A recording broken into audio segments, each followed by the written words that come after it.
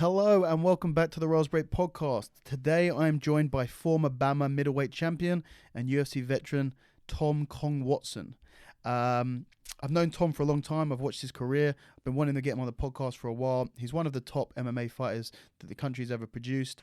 He's been around, overseas, training at some of the biggest gyms and camps in the world. He's trained with Jackson MMA. He's trained at Tristar, at Blackzillians. So he has a huge amount of experience, kind of really in the forefront of MMA. So really enjoyed chatting to him, and I hope you guys enjoy listening.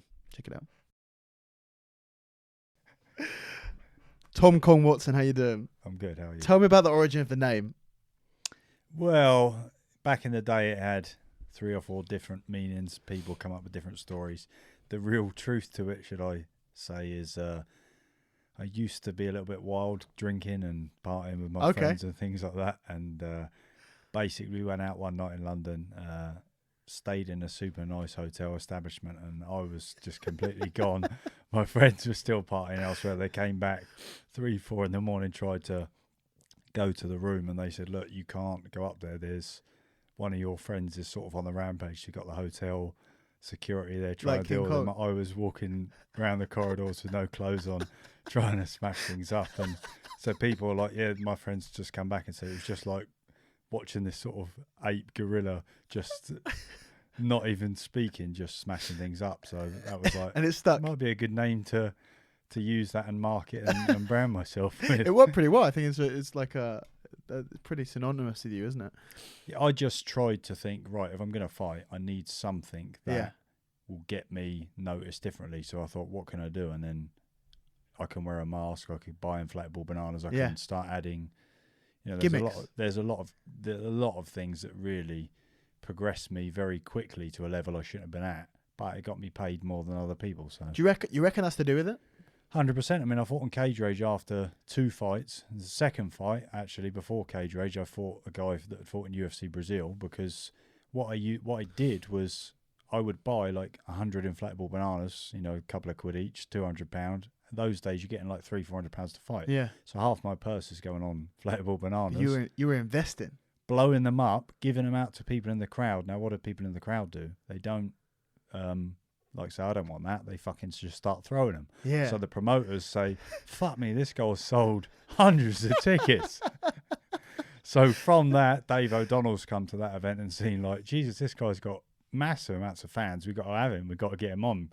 Big ticket seller. That is fucking genius. Yeah. So then they had Zel Galesic had an injury against Matsui, I think 5 days before. And they said, look, you do tickets, fucking if you want it, it'll be like the 4th main event on Cage Rage. Did you sell a lot of tickets? At that point, I said, look, I don't have time to sell tickets for that one because there's only 4 days' time. But okay, yeah. And you had to keep up the facade that all of those people with the inflatable bananas were people that you brought along. Exactly, yeah. But at that time, I knew I shouldn't fucking be in there with Matsui. I don't really know what I'm doing. Yeah. But fuck it, I'll knock him out. You just convince yourself. How'd it go? I lost by armbar to Matsui. Doesn't really submit people. So but I think the occasion, everything, I wasn't. But I preempted them already to give me a 5-fight contract if I did it. Sure. Because it was on such short notice. Because it was on short notice. Yeah. So then from there, you can't judge someone when on short notice. Yeah. So I had 5 fights at very good money for someone who had only had 2 MMA fights. Because they thought you were some fucking rock star. Yeah, they fucking did. That's genius. Whereas I was just an idiot buying inflatable bananas. Was that like you did that on purpose? You were thinking about that? 100%, yeah. Because I didn't grow up with fight sports or anything like that, but I'd watched Prince Nassim, I'd watch Eubank, I'd watch guys like that, and I thought, you fucking hate these guys when you're growing up. I can remember thinking, I don't follow boxing, but that guy's a prick. Yeah. So you need to become that sort of character. I think I need something that people will emotionally go, oh, did you see that guy? The fucking gorilla guy. Don't even know who I am. Don't even know what my name is. But they leave the show. What about that fucking prick that came out in a dress? Yeah, well done, thanks. I got paid some more money for that. Yeah. That kind of... that's the whole thing at the moment with... Like Conor came out and kind of did that better than anyone's ever done that before. Yeah. And now everyone's trying to copy him. Yeah. But the problem is everyone's just trying to do like budget versions of Conor McGregor opposed to coming up with their own way of getting that. But it is a good point that it's a business, right?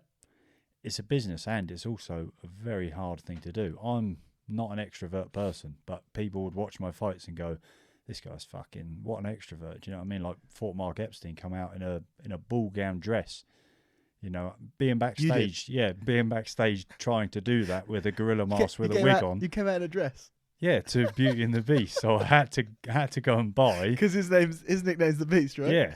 So I tried to do all these sort of things, but then you've actually got to do them. When you got to do them, fucking, you know, like I say, the mask, I learnt to actually use it as an asset because it morphs out the fucking crowd. You don't see anything. You've got like this tunnel vision, no distraction. So the mask, I think, and also you must like psychologically, you must get to a place where once that mask goes on, you're kind of in the zone. Yeah, and when you get further up the level, the beginning fights, you're switched on all the time. You don't relax.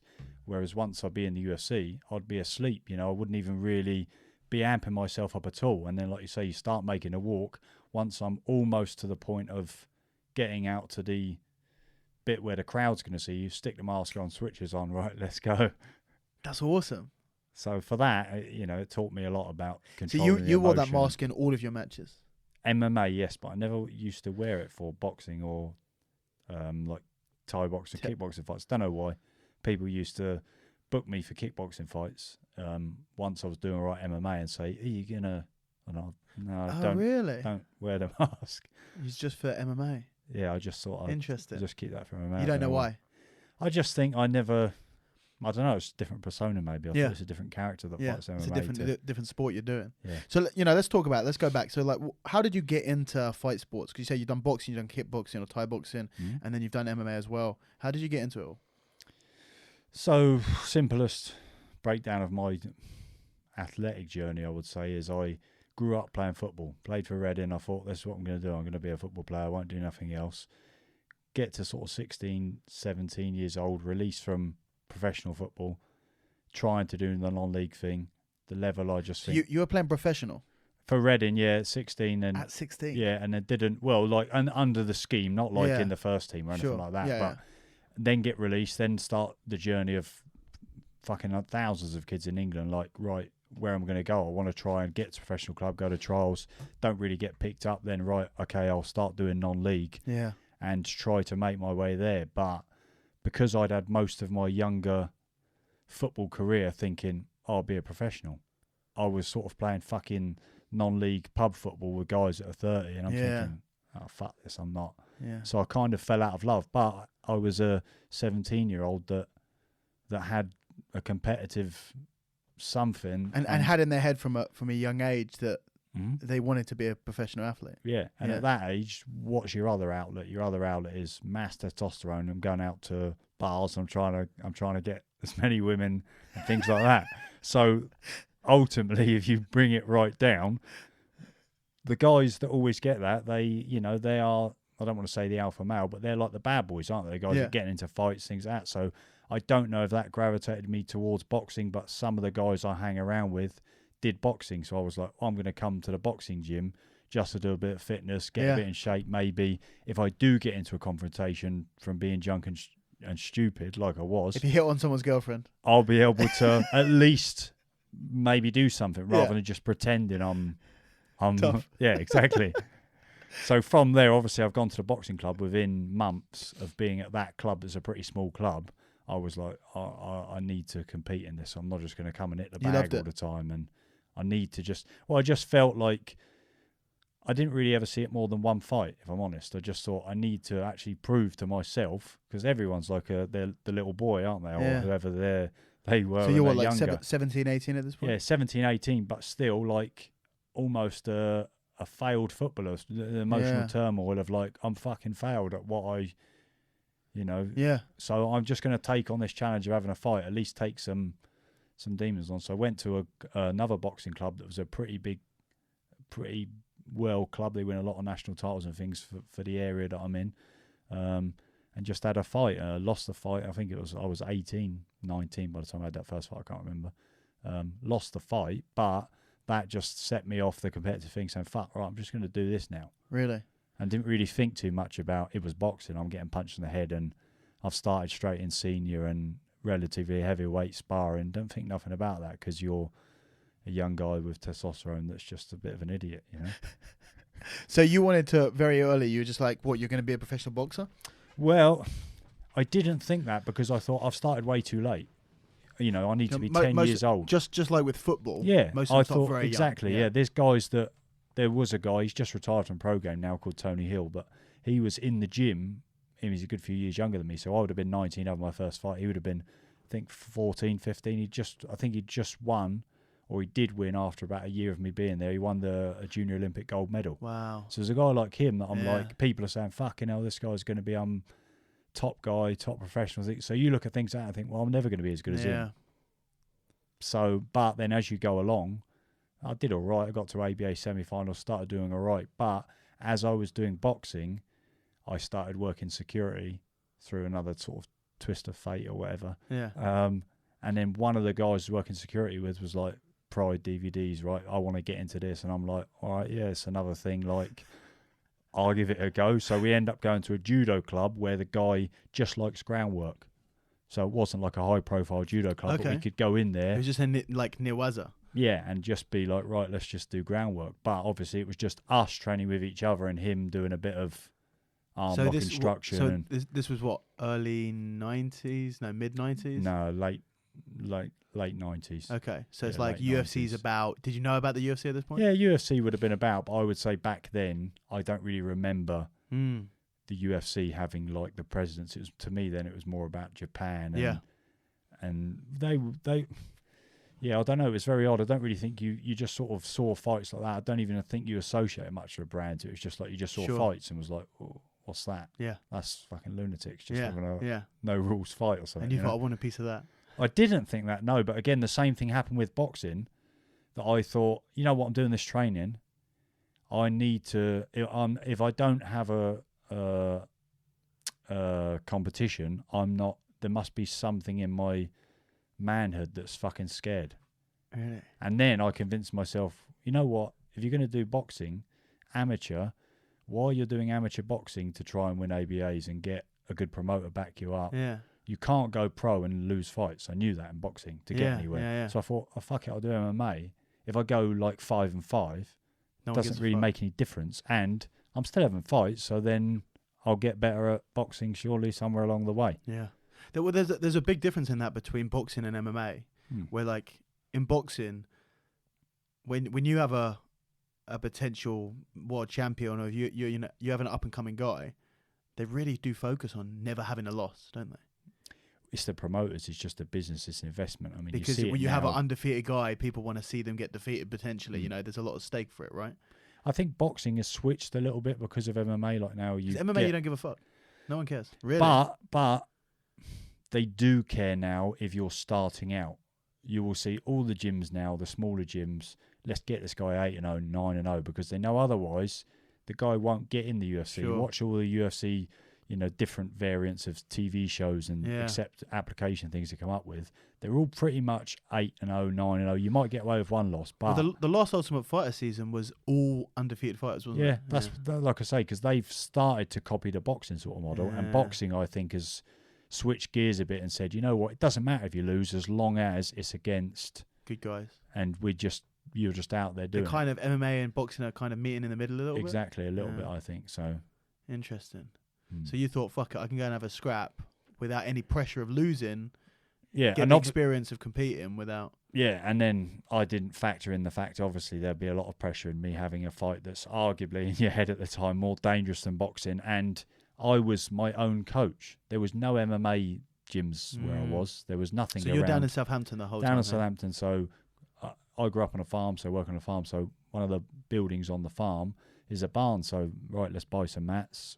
Me and this other guy that were training the judo place start training. Yeah. From there, I get a few mates from the boxing club that they might want to come. Ended up getting a couple of guys from Poland, a guy called Michał Kita, that he ended up getting to the top 3 or 4 in European MMA. So it was just like a merge of sort of old school. This guy could wrestle a bit, this guy could box a bit, but we were just training like shoot box. Like nobody was really an instructor. Yeah. So it was like, right, this is the MMA. You were just getting together and having a scrap. Pretty much, yeah. In the Tom Con Watson farm dojo. Dojo, yeah? Yeah, exactly. That sounds awesome. Yeah. So like you were competing in MMA and in boxing at the same time.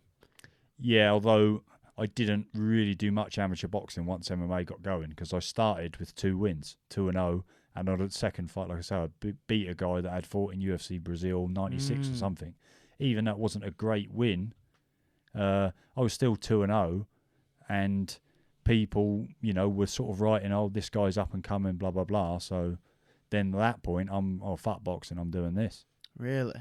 So, like, firstly, just out of interest, because you kind of mentioned it briefly, did you feel, what was the biggest difference between, like, from a competitive perspective, between boxing and MMA? What's the difference you found? Because you said, like, you're going into something even more dangerous than boxing when you're going into MMA. Potentially, depends the way that you look at it. Some people argue the opposite. But was there, like, a very different mentality in your head from when you stepped into a ring compared to when you stepped into a cage? I think because at the time MMA wasn't on TV, it wasn't really known about.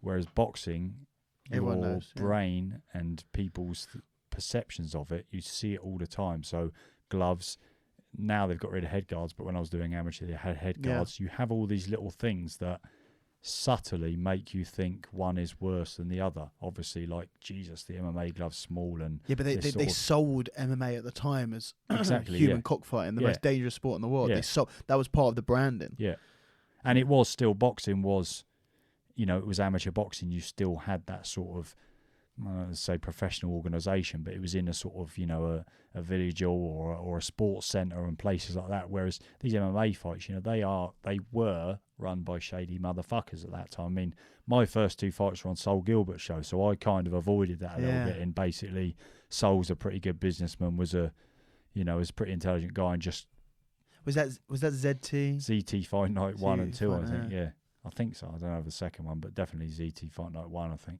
Yeah. And that's down in... well, he's from Brighton, but that was in Effingham Park. It was in like a decent hotel sort of thing. And he'd hired out... Early 2000s?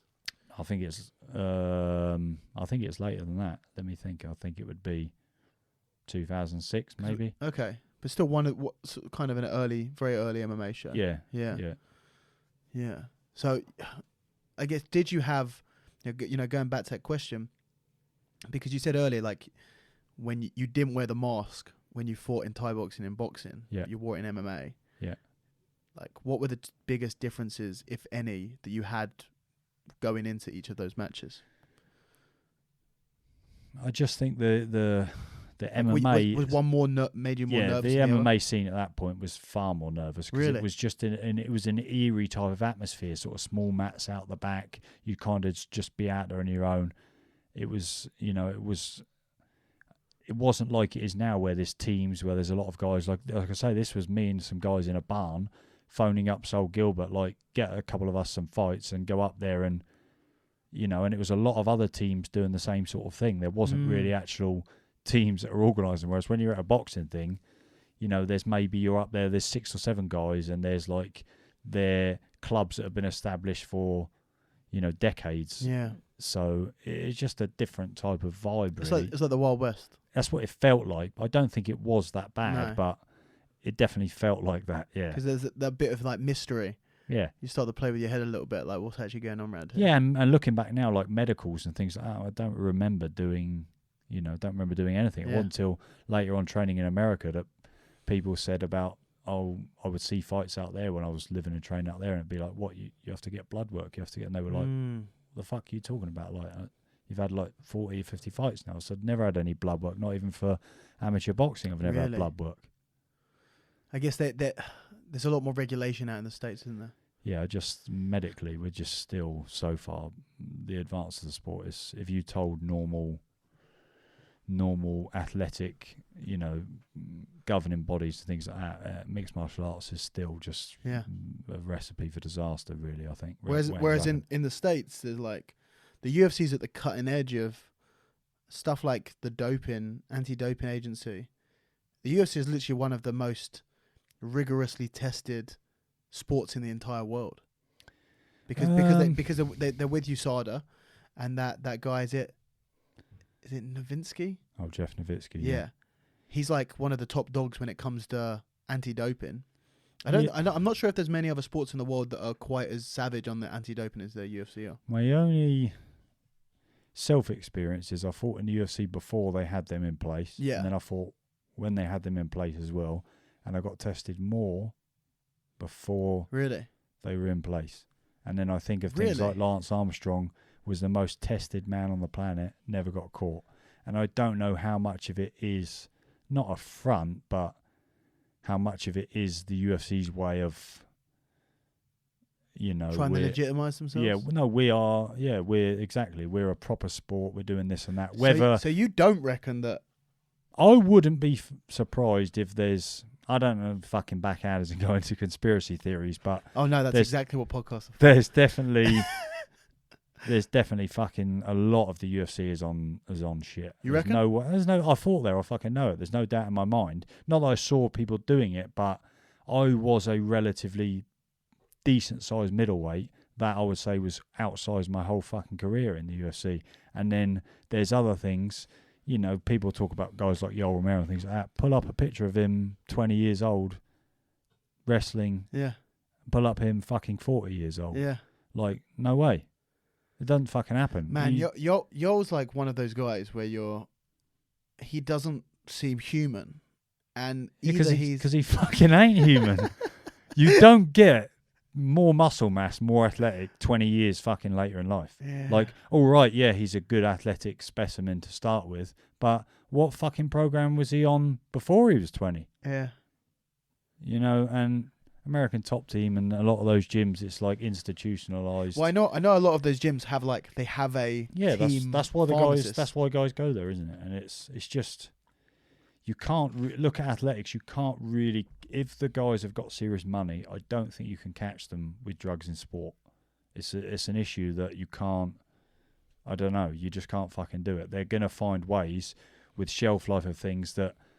You've seen it with Mo Farah and all these other things where it's like, oh, he evaded these 2 tests. I think with the doping agency that the UFC use, you can miss 2 tests a year and don't get banned. But I don't think you can miss 3, the same as athletics. Mm. So, they fucking turn up at your door and you've done some shit. Well, you just fucking avoid them. And then there are some great stories. Who was it? There was someone who hid underneath the cage. That would be John Jones. Was it John Jones? Yeah, I know that was John Jones. Because he hid. No, I think it was like he hid under the cage for like 7 hours or something. Because the guy got there. He was like, Jones, the USADA's here. He was like, okay, I'm gonna hide under the cage. Guy came in. He's like, yeah, John's not here. I go, okay, I'll wait. I think there was another one. Didn't Vanderlei Silva ran? Yeah, Vanderlei Silva ran. I think Overeem. Did he try to run from a press conference or something like that? But like I say, they only get caught on a random, and those guys got caught because at that time they didn't know that sort of testing was going to happen. Yeah. They just sprung them at random. But hey, now, fuck, I'm going to go and train over here. No one's coming to the fucking middle of Russia. Because you're meant to tell them where you are. You're supposed to log in on the app and give them a notification. Is that how it works? There's an app, I think, that they've set up through the UFC that you log in and you must notify them if you're going to move further away from your residence. But you still know, are they going to fucking test you on a flight to America? Yeah. So maybe you take some shit, get straight on the plane. Is that what you do? You just shoot up in the bathroom of the airport? Those guys, that's what I'm saying. Like, if you want to beat the system, you're going to beat the system, aren't you? And like, I think there's probably a lot of the drugs that they're taking rather than a steroid and things like that, that's going to be like reactionary drugs. If you look at sports genetics and something like that, that sort of shit is what I'm saying for sure. Like those guys. That's what people are talking about. That's a really interesting thing. So that people are taking drugs that increase their reaction time. Is that right? That's what I believe. If you look at genetics in sport, I mean, they're already trying to do gene doping and things like that. I mean, China, there's no doubt that you're going to create the right environment for better basketball player, better, technically you've already got drugs like snooker players technically might take like a beta blocker or something to calm the nerves. There's already a concoction of things that, hey, are there drugs that increase your reaction time? I don't know really. I mean, I don't know enough about the drugs, but I'm sure if you speak to in any sport that makes that much money, there's science is look. They were doing top drugs. Fucking in the Olympic Games 80 years ago. So yeah, well, the whole thing with the Russian the government-sponsored doping and all of that stuff, they literally had like their top scientists. And that only got caught, because that guy started filming a documentary that was outside of what they were expecting. Yeah. Well, they were doing crazy shit. They were like, they stole the samples. Yeah, they would send them through a wall. At gunpoint, I think, they went into the lab and took the samples off of the people that were doing the tests, which is crazy. That's about as Russian as you get. Yeah, and sport is big money, big fucking money. Like, I don't want to slur Tiger Woods, but he's making a comeback right now. I mean, the guy's billionaire athlete with a lot of sponsors. Are they not, increasing his stats somehow to make that comeback? But where do you draw the line? Like Tiger Woods had laser eye surgery. Is that a performance enhancing thing? Like, so it's a very difficult one to ethically say, well, you took a supplement, you took fucking creatine. That's proven in research to make a difference. Yeah. You had some caffeine today. Yeah. So what's your take on it? It's just, well, I was massively adamant against it. Obviously, when I fought Nedkoff in the UFC, I, after the fight, grabbed a mic. Look at this guy, he's fucking roided up. Yeah. Because at that point, my health's on the line. I don't know what damage has been done to me long term from guys that would have been taking products from the gym, from fights, from everything else. But it's just so fucking hard to stop. I don't know how you stop it. So if you can't stop it, do you open it up? If you can't beat him, join him. I'm not saying that. Give everyone the steroids. Make that. I'm not saying that, but maybe make it a bit more open. So then it's that way people. Because what I think at the moment is, I do personally think that a lot of the best ever guys ever in any sport, they have got the best doctors. People will fucking hate me for saying that, like, oh yeah, LeBron James or fucking Lance Armstrong or whoever's, like I say, the Tiger Woods or something like that. No doubt they are right up there anyway, but to be that much above someone else, I think there is some shit going on. Yeah. Like no one can come out that far ahead of the elites without. I don't know. That's what I think. It's an interesting one. That the whole. I think one of the main things about the kind of new era of USADA in the UFC is the punishments. Like that when they do find someone, they're actually punishing them. Whereas before, you just get told not to do it again. Yeah, pretty much. Yeah. I think Josh Barnett got caught doing stories like 4 times. Yeah. Something ridiculous. Yeah. But I was like the first time they literally said, "Don't do that again." And now you get like a 6 month? Is it 6 months, then 2 years, and then 5 years, like instantly? Yeah, but look, right. If Josh Barnett's been caught that many times, what about if some of the guys he's fought in 10 years, they can't talk, they're fucked up, and they've got a certain amount of disease or condition that the doctors say, hey, this is contributed from your athletic career as a fighter. Is Josh Barnett liable? Should he be fucking in court for that later on, saying, hang on a minute, what you did gave you extra power, extra ability to fuck that guy up? But that's what they say, which is, take steroids, it's fine, but when you start using those steroids to punch people in the head harder, now there's a problem. But like you said, like what they're going to do, if so you don't believe that USADA is as... I'm sure they're doing bits and pieces. The UFC is a business, so what I'm saying is I'm sure the UFC probably have gone out of their way sometimes to make sure that, hey, look, McGregor's had a surgery. He ain't getting fucking tested for 6 months. Yeah. Okay, yeah. Do you know what I mean? Yeah, because they want him to recover any means necessary. No, I'm not saying that's the truth, but I'm saying that they've got to protect their fucking assets, and that guy makes more money. Like the guys that make more money, do they want them failing tests? Like I say, but then you get guys like a John Jones, obviously, which proves that he could be their biggest earner above anyone. Yeah. But so he's just fucking blown my theory right out of the water there, right? Potentially. Yeah. Potentially. But John Jones kind of was a fuck. I don't think the UFC could stop. I don't think it's like backhanders. They're slipping Nowitzki some money. Don't do this and that. But what I'm saying is they might they don't want fucking those guys to get caught, whereas Yeah. they don't give a fuck if other guys are getting caught. So they're going to try to mitigate against If whatever. anything, if the little guy gets caught, it just goes to It's show better. how good That's the what they system want. is. Yeah, that's what they want. Yeah. It's interesting. It's interesting, man. So where were we, man? Okay, so you're still fighting in your barn, Yeah. right? Yeah. At which point do you actually start? Do you find like a team or a coach? And when you Well, start I going- lose to Matsui by armbar in that 4 or 5 day notice fight. But I lose to him and I say, well, actually, it really wasn't Matsui. I lose to Matsui and then I fight again on contenders, win the fight, then do another fight on Cage Rage and lose to Professor X, Xavier Fupapokum, that at that time was top 10 in Europe, was 30 fights, was doing pretty well. I think it's 5th fight or something like that for me. Lose to him.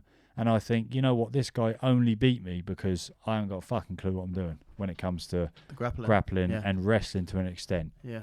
The striking I did all right, and that was what he was supposed to be good at. I thought, I've just been submitted by a guy that's basically a striker. Yeah. You just saw a big hole in your game. So that was the point where I was like, right, I'm going to go and if I'm going to do this, I'm not going to fuck about. I'm going to do whatever I can do, save the money up, and just go to places that will get me there. So you went to the States? I went to the States, yeah, and I trained. So you never had anyone in the UK. You just went straight out to I US? went to the States. Yeah, Oh, I'd been to the States briefly before and got exposed to Chris Brennan through that other guy that I trained with. So I knew a little bit of like, fuck, America's how they're doing the training. Everything is far better. Yeah. But I messaged Dean Lister, and I just was communicating with Dean Lister on emails and stuff, and he was like, yeah, look, you can stay with me. You can come out here. It'll be this the training, whatever. So I go over there. I get on a flight to America to go and train with him. And the day I turned up, I've got this address for the thing. I give it to the taxi driver. Go there. I get there. I can't get in the fucking house. Yeah. It's about 9 o'clock at night. I can't get in the house. This is not really. Dean's out already. Dean's already out at King of the Cage or something. Okay. I didn't know this because this is not the time where you got cell phones. You're not WhatsApping people. You're not. Sure. This is. When was this? 2007 maybe. Okay. Yeah. A while ago. Yeah, so I'll go out there. I can't get into this house, and what am I going to do? It fucking starts getting dark. I'm in San Diego in the middle of nowhere about 10, 11 o'clock at night, still outside this house. I've walked around a few times. I'm thinking, this is a fucking disaster. I mean, I'm here for like a couple of months. I don't even know where this guy is. They come back from the show, he'd forgotten or whatever. Or You just chilling outside the pad? Or yeah, it was just... Yeah. So I end up training there with Dean for a little bit, and I just found that one of, if not the best grappling instructor I've ever trained with, but was fucking not very reliable for training. No. So I'm booked my life on hold, my money, everything for a dream, and I'm like there for a month and probably train with Dean 3 times, which I'm not going to complain because who the fuck am I? He's a guy that's got his schedule, and it's like for him to even train me for 3 times, that's like 3 private lessons. It's not. Do you know what I mean? And I've still got access to his gym and stuff like that, but I just thought this is not really much different than what I'm doing in England, just on a slightly better level of more people training Thai boxing, more people training grappling, more wrestlers in the gym. So from there, I had a friend of mine at the time was like working in a car office as a salesman, and he was like, look, I'm on the phone all the time. I'll be your manager. We'll fucking just scam it up. I'll just fucking say, I'll get you more money. Perfect, right? You deal with that. So I said to him, look, I'm out here. I need something different. Can you have a look, see what you can do? Like, I don't know. So he ended up... Scam me up something over here. No, he ended up saying, right, what about Jackson's? Like, I fucking looked their gym up. They've obviously got a lot of guys. They've got Diego Sanchez. I think St. Pierre's training there. Just gone there. I'll try and get hold of him. So he's phoned up the gym. And at the time he phoned up the gym, Cowboy answered the phone, was living in the gym. No way. And Cowboy was like, yeah, fucking I'll sort it out, send him over, no problem, or something like that. So I end up going from California to Albuquerque, living in the gym where it's, I think in the gym at the time was Cowboy, Leonard Garcia, Demarcio Page, and then I was just in there as well. Do they have like a little house in there? They had a little, the room double the size of this with just bunk beds in there, just living above a gym, no real kitchen, but just guys that don't have any money, just like you live here. But for me, that was ideal because, hey, you wake up, you're in the gym, everything's in the gym, there's nothing to do in Albuquerque. So at that point, I was paying, I think, $400 a month to live in the gym and train. Wow. So people used to say to me, fuck, this guy, you know, was just loaded or something. He goes and trains in America all the time. Well, my flight would be like £400. Yeah. I'd probably spend £1,000 for like 3 months. Wow. Well, I couldn't live in England for that. Yeah. And then I'd wake up in the morning and get to spar with St. Pierre, Richard, Diego Sanchez, all these guys. And I was living there. You know, I'd do 3 months, come straight back, have a fight, go back again. Really? So I did that for a good 2-3 years. Now, what was it like? Talk to me about Jackson's. So at the time then, you know, that was great for me because there was just world level guys there you're talking about the best MMA gym in the world at that time. Yeah, at the time I'd say at the time then it was, and it wasn't that big either. It wasn't that big, so it was pretty much. I can remember doing.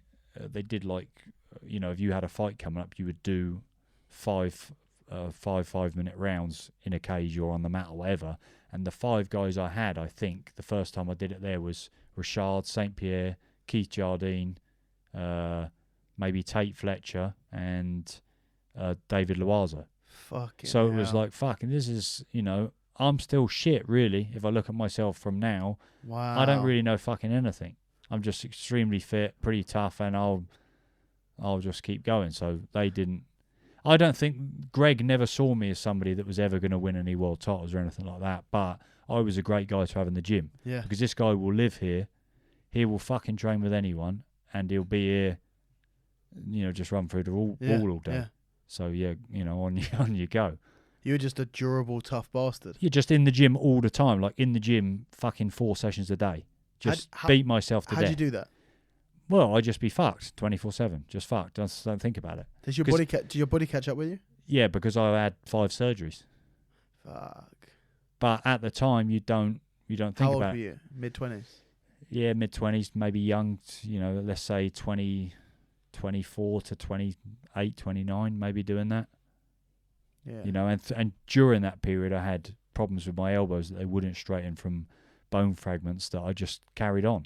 So I must have had 2-3 years without being able to throw really proper punches, but just don't turn it into an overhand or turn it into different things like that. But you just, at the time, I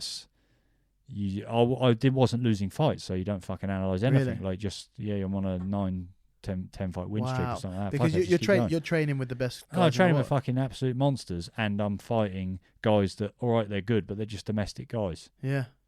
So I'm just beating all the domestic guys. That must be literally the easiest training session of your week, must be when you go to fight. Yeah, and that was mentally was what they'd kind of tell you as well. Like before the fight would start, you'd look over and think, this guy's not. This is going to be the easiest thing you've done for the last month. This guy's not fucking Rashad Evans. You're fighting. What are you doing? Because at that time, Rashad must have been post Ultimate Fighter. He hadn't won the title then, but he's on the way up. When I first went there, this is like what the timeline of it. He didn't really speak to me because he thought I might have been a spy because he was about to compete against Bisping. No. Like the first time they went. So there was a bit of like back and forth, and I'm thinking, because you're British? Yeah, and I'm thinking, fuck, because nobody else is British in that gym. Nobody else is from anywhere. And obviously, a guy's randomly turned up not long before or around the sort of time. So there was a bit of back and forth that wasn't directly to me, but was like, this guy could be a fucking spy. Like, I don't fucking like it. Do people do that in MMA camps? What do you mean? Do they go to Yeah, fucking for sure they do. Of course they do. Yeah, why not? If you could get some insight. And MMA fighters are so paranoid. Like when the countdown shows come, they don't want them filming shit. Oh, don't let them film me doing this training. And I just think, once you get to that level, people know how they fight. They know. Yeah. But obviously at that point, you're still on the come up. And obviously what ended up happening, I think because of that situation, I actually became pretty good friends with Rashad because it was when he realised you weren't a spy. Yeah, exactly. Yeah. After he fought Bisping and you were still sticking around, it's like, man, what's this guy? Is this guy? Exactly. He's spying on me for the rematch. Yeah. That's a crazy place to train at that time, and ridiculous people to be training with. Your level must have just shot up so much. Shot up, but looking back on it, some of it was a bit stupid, I think, because most of my career was spent basically getting fucked up. In training? Yeah, and I got fucked up more in boxing than in MMA in terms of finishing sessions and thinking, oh, headaches, just sparring to head all the time, things like that. But body-wise, absolutely battered, like... Yeah, well, never resting, never having anyone. And yeah, Greg and people would have said to me, look, take it easy, take another session off. But in my head, all I ever had was, if he's training 4 hours a day, I need to train 8 because he started with a background I didn't have. Yeah. So I've got to double what he's doing to fucking catch him up. And then in 2 years, I'll be better than him. But it don't Like really work like that. everyone needs an advantage, and your advantage was just going to be outworking everyone. Yeah.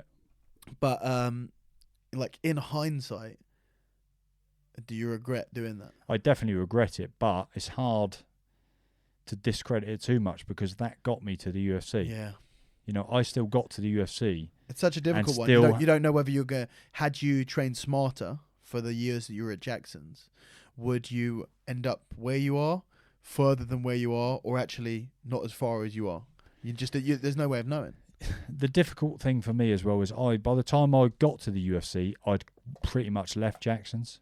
I did my first part of half my camp there, just because it was familiar and it was high altitude and things like that. But I was basically living with Cowboy at his ranch, doing bits and pieces there, and going into the gym.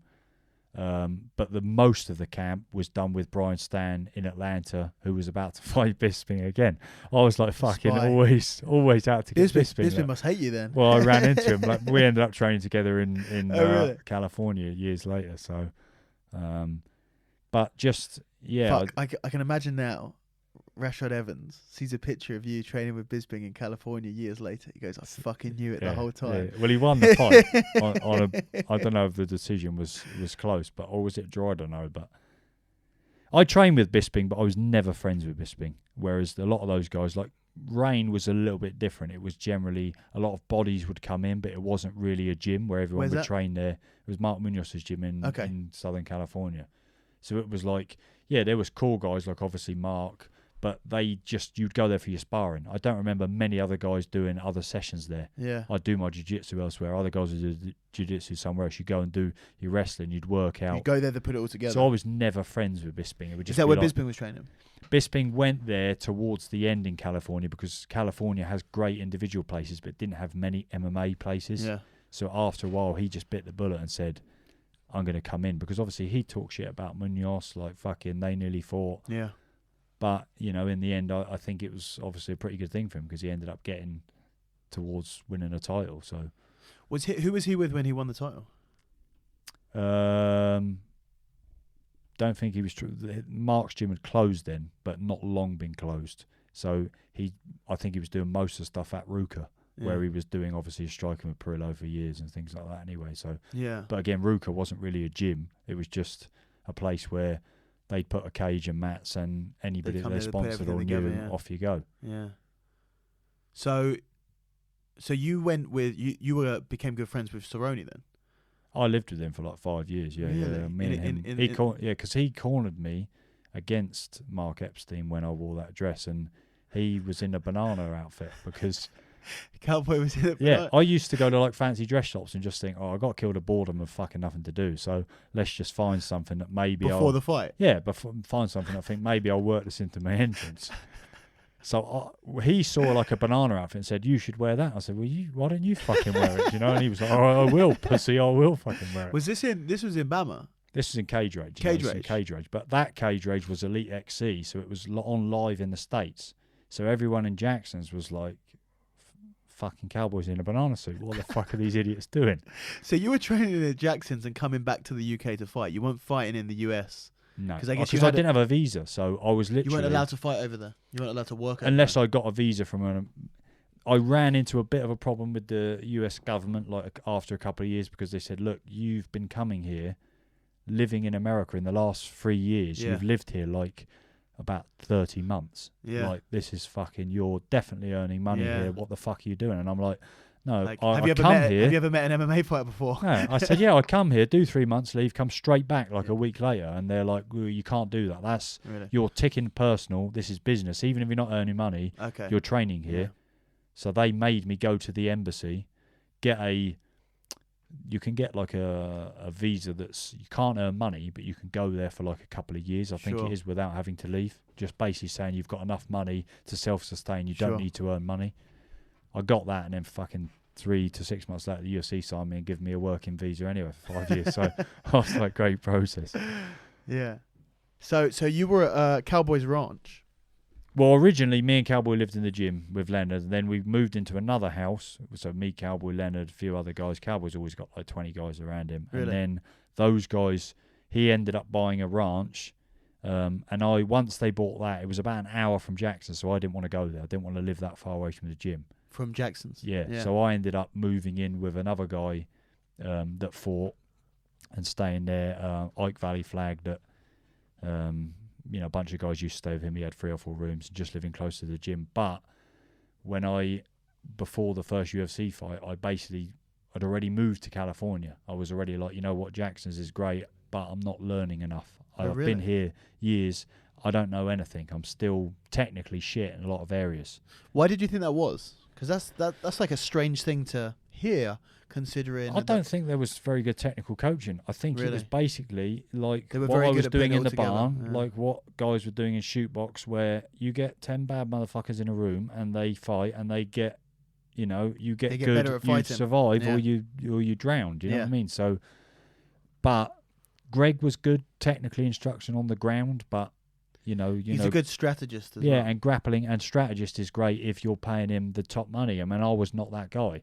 A lot of guys aren't that guy. Would he corner you?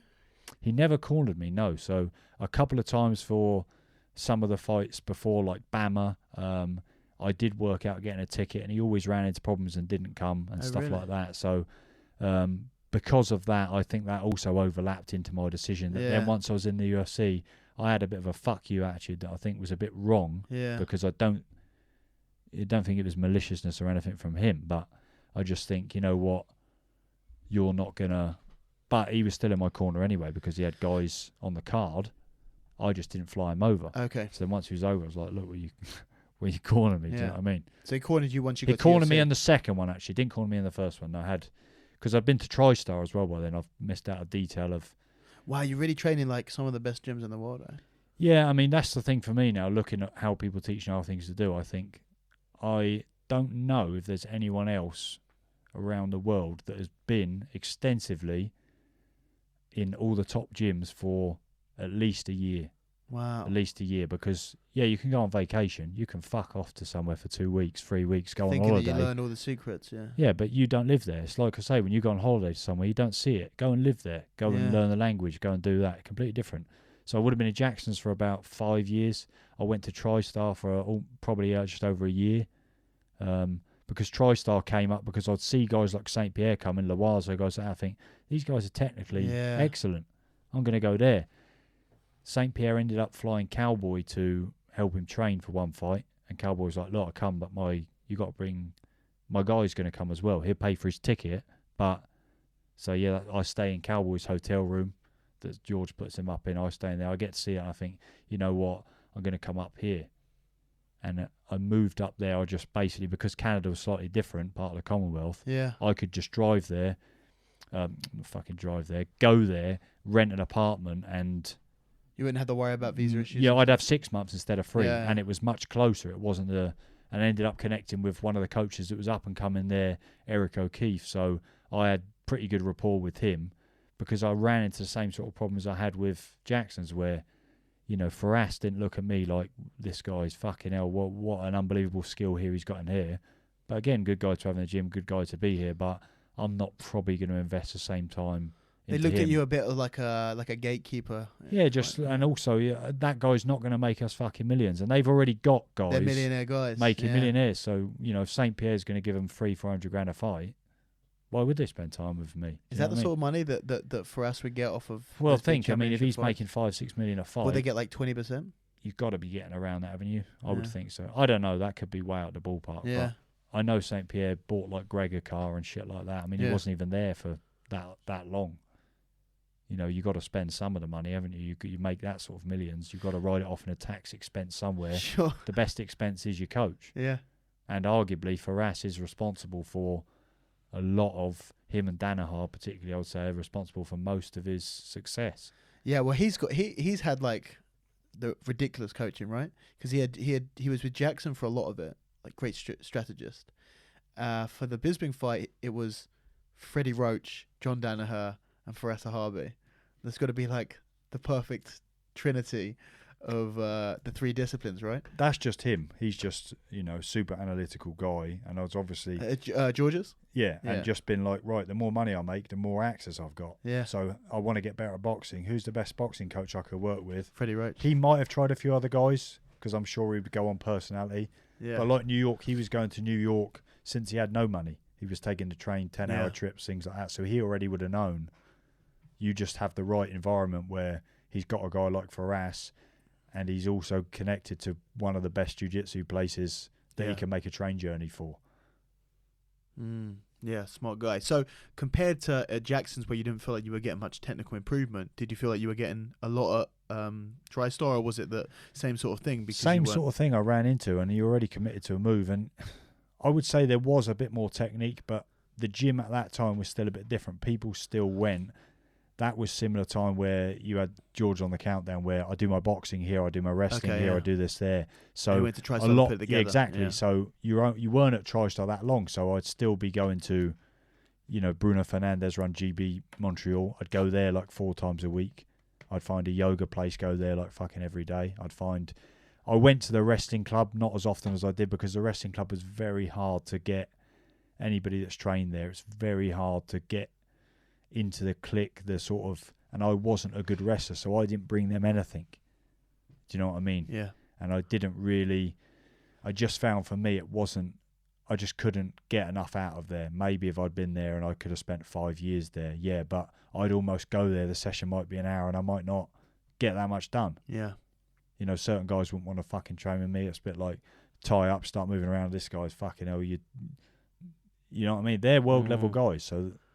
I think one of the problems that you have is that you don't really have in jiu-jitsu that much, because there's nobody really starts jiu-jitsu. Like if you go to any jiu-jitsu academy, how many people in the adults class on the mats started when they were 4 years old?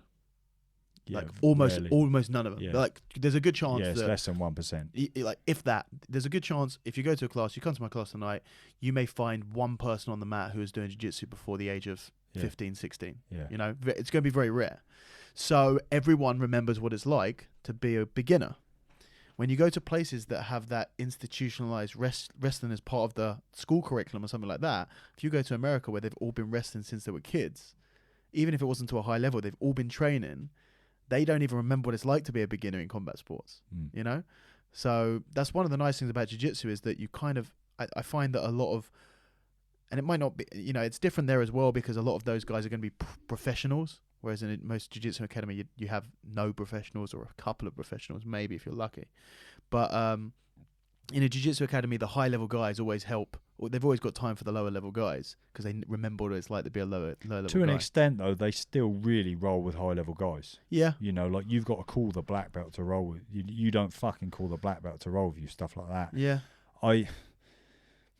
The thing to me is, I think the problem with most of the setups is they don't teach the fundamentals that you would learn as the little kid. Yeah.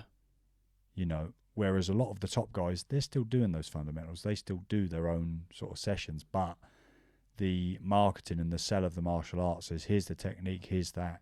You really need to go into a wrestling gym and for a year train with the kids, but be taught like a kid. Yeah. If you're a beginner, like, this is your head position. This is 3 months of just where your head is. This is where your feet are. This is where your balance are. Not almost, right, here's a single leg, then we run the pipe, then we switch off to a double, because you don't have the fundamentals. It's much like the same with the grappling on the ground. How many classes, even as a beginner, do you really break down and say, here's the side control details, here's this and that? I don't see many places fucking doing it. I just don't see it. They might say, oh, this is side control, this is guard, here's side control, here's how you're going to pin him a little bit, then you're going to do this. You need fucking months of that to get good at anything. You need months of that. And that's what now I'm kind of doing my own relearning in those models. And it's come about from teaching other people. Like right now, I need to teach someone how to wrestle. Right, I've wrestled for probably over 10 years. All right, maybe in some of the fights it doesn't look like it, but once I start going for things, I think, right, if someone had fucking hammered that point home to me, my wrestling would have gone through the roof. But nobody did. You know, because they're not teaching me when I'm 6 years old. Well, that's the problem, is that, you know, when you're teaching kids, you can take so much time because they've got time. That's like when you're a kid, the one asset. Same time, I've heard this shit about. I don't want to interrupt you there, but the same bullshit gets perpetuated in learning a language. I always thought, fuck, it'd be cool to speak loads of languages, and then I've started look into a lot of language learning. My wife's from South America, so I speak relatively all right Spanish now, and for years tried to learn Spanish, like just learn the words, this and that, and the structure, and all the myth of, oh yeah, kids, fucking hell, you need to be a kid. If you learn it when you're an adult, it's too hard. It's fucking easier. It's 10 times easier to learn as an adult. How much smarter are you? Yeah. But a kid, 5 years, they don't think about it. Whereas you tell an adult it's going to take a year to learn. Exactly. 6 months, 3 hours a day, you'll be fluent in Russian. Yeah. It's too long. Yeah. So I just think it's a myth thing. If you're a committed person, I think it's easy. But that's the thing. Like if you're teaching a 5-year-old and they've got 15 years until they're even coming into being an adult. Whereas if you're teaching a 35-year-old, they've got 15 years, they're probably not going to be training much after that, you know? I know there's extreme examples, but they just they've got so much time that you're not in a rush for anything. Whereas when you're teaching someone, you want, when you're an adult, like you said, with the language, you want to get better fast. But that's not always the best way to do it. And with the language, it's teaching the structure. You've got to teach the base of the structure. I think it's the same with the kids. They're kids, so you think, I can't teach them too much of this. I can't advance it too much. I'm better just teaching them, this is how you control someone. This is a basic position. So you just teach them that for ages. Whereas with an adult, you might teach them that, and after a week you think, oh, this guy wants to fucking do this now. Now I've got to teach that. And so you start gearing it to them rather than what's the best learning modality, rather than that's what I'm coming up on. So you teach now? I'm teaching guys. That barn that I used to train, I had a gym in Southampton, a small place, and basically it ended up being a lot of private lessons because it was small. Couldn't get more than like 6 guys. In my head, I thought that'd be much better. I don't want to teach a gym full of 20 guys because I can't teach 20 guys in an hour class. Yeah. Each guy will get 5 minutes. I need 20 minutes with a guy in an hour. So 3-4 maximum, they can all get much better quickly. So it ended up being private learning. But just from there, you run into the monetary problems and obviously everything else. A lot of guys don't have, 30, 40, 50 quid an hour to pay. So the barn that I originally started, I've gutted it out, redone it, and it's back, and it's a bigger mat space. You went back to the barn. We're ready to roll, yeah. That's awesome, man. Yeah. Is that what you're doing now then? I've had that done about a week ago. So no now way. Some of the guys that I've been training and just doing bits and pieces, I don't think it'll be a gym with any fighters for a while, just because that's how it is. But that's what you're looking to do. I've trained guys that, like I say, they've trained for years. I'll give you an example of Chris Freeborn, where he fought way before me in MMA. He submitted Brad Pickett years ago. Wow. Trained at many gyms, probably trained 15 years. Came in and had no concept of any fundamentals in anything. Yeah. And a lot of guys will see it like that. And if you can sort of pull them apart and say, this is all you need to know when you wrestle. Where's your fucking head? That's it. Where's your head position? If you just focus on that for 3 months, your wrestling will go through the roof. Yeah. But the problem you've got is they've obviously got decades of habits, and they'll constantly go back to what they know. Instincts. That's the same thing I find myself. I'm trying to teach myself again, like re-fundamentals and re-basics, but I'm going to go back to what I do. I mean, classic thing is, if you're side control me, I'm always looking for an underhook, underhook out. Top level guy, you just fucking choke straight away. Yeah. I'm thinking now. I'm listening very carefully. We're gonna roll a little bit later, so yeah, that's right. It's like side control, underhook. Yeah, exactly. I won't be doing it for a reason. But then it's like triple bluff. My neck's in danger wherever it is. Bro, we've sparred already. Yeah. Years ago. Yeah. I remember sparring with you because that was at Rogers. You were training with Jude. Where does that fit into? See, that would have fitted in really almost before America to an extent. Oh, really? before I would go there, Southampton and nothing. So where can I go? Well, London's got something. So obviously Rogers and things like that, you can start putting that in. Maybe a couple of years along the way, I might probably add in rather than directly at the beginning. But that was the same sort of thing. But then it just became a case of I'm spending so much money to go to London and train, travelling, and I'm always exhausted from getting the train. Yeah. I'm carrying around like a a backpacker's fucking bag, and it's just like I'm exhausted all the time. So I'm just going to spend less money and go and train in America. Yeah. That makes sense. So, like, you didn't learn much from Jackson's. You didn't learn much, technically from Tristar. At any point, did you manage to find somewhere where you actually were gonna develop the technical skills that you were looking to? I think when I moved to Reign, I learned a lot technically in wrestling. That was Munoz's place. Munoz, because I was at a level then where I was a direct sparring partner to Munoz, very close to Munoz in terms of training. Like if he was going to fight Machida or someone, I could replicate Machida, and he is a very open sort of person that would give up his time, and he had a lot of injuries at the time, so all right, he wasn't in fight shape, but he could be in the gym and I could say, look, if I'd come in for 30 minutes, can you fucking help me with my wrestling? And I was fighting a lot of wrestlers in the UFC, so he would see I'm representing his gym. This guy should look like he knows how to wrestle a little bit, and then there's another guy, Pat Cummins, still in the UFC, that nobody wanted to spar with him because he was fucking people up. He's a 205er. It was 2-0 at that point, couldn't get any fights. He was waiting like a couple of years to get fights. Nobody really take him on.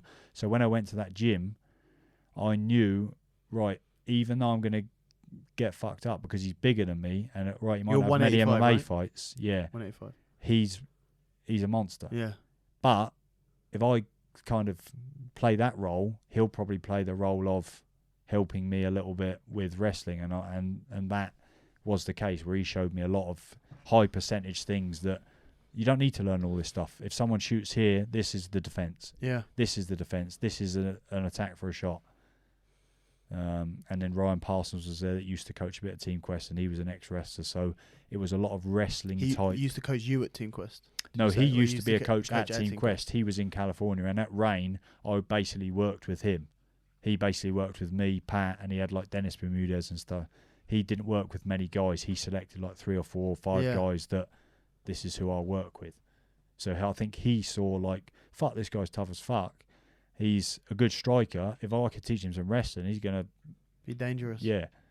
So from there, I do think I picked up a lot of wrestling technique that maybe some of my habits and other stuff didn't help me. But knowledge-wise, I learned a lot about wrestling in that time. Nice. So let's kind of move forward to one of your biggest fights from just a popularity perspective, which is, and I don't know how it came about. I guess it was just you were the champion of BAMMA at the time. Was your BAMMA days were after UFC or pre-UFC? Before UFC. Yeah. So you were competing in BAMMA. You got the world champ. You got the middleweight title at BAMMA, and at that time, Alex Reid had just come out of Big Brother. He'd won Celebrity Big Brother. He'd won Celebrity Big Brother. He was in the papers regularly because of Katie Price. He was with Jordan. Yeah. He was like a household name. Oh yeah, massive. It was a massive.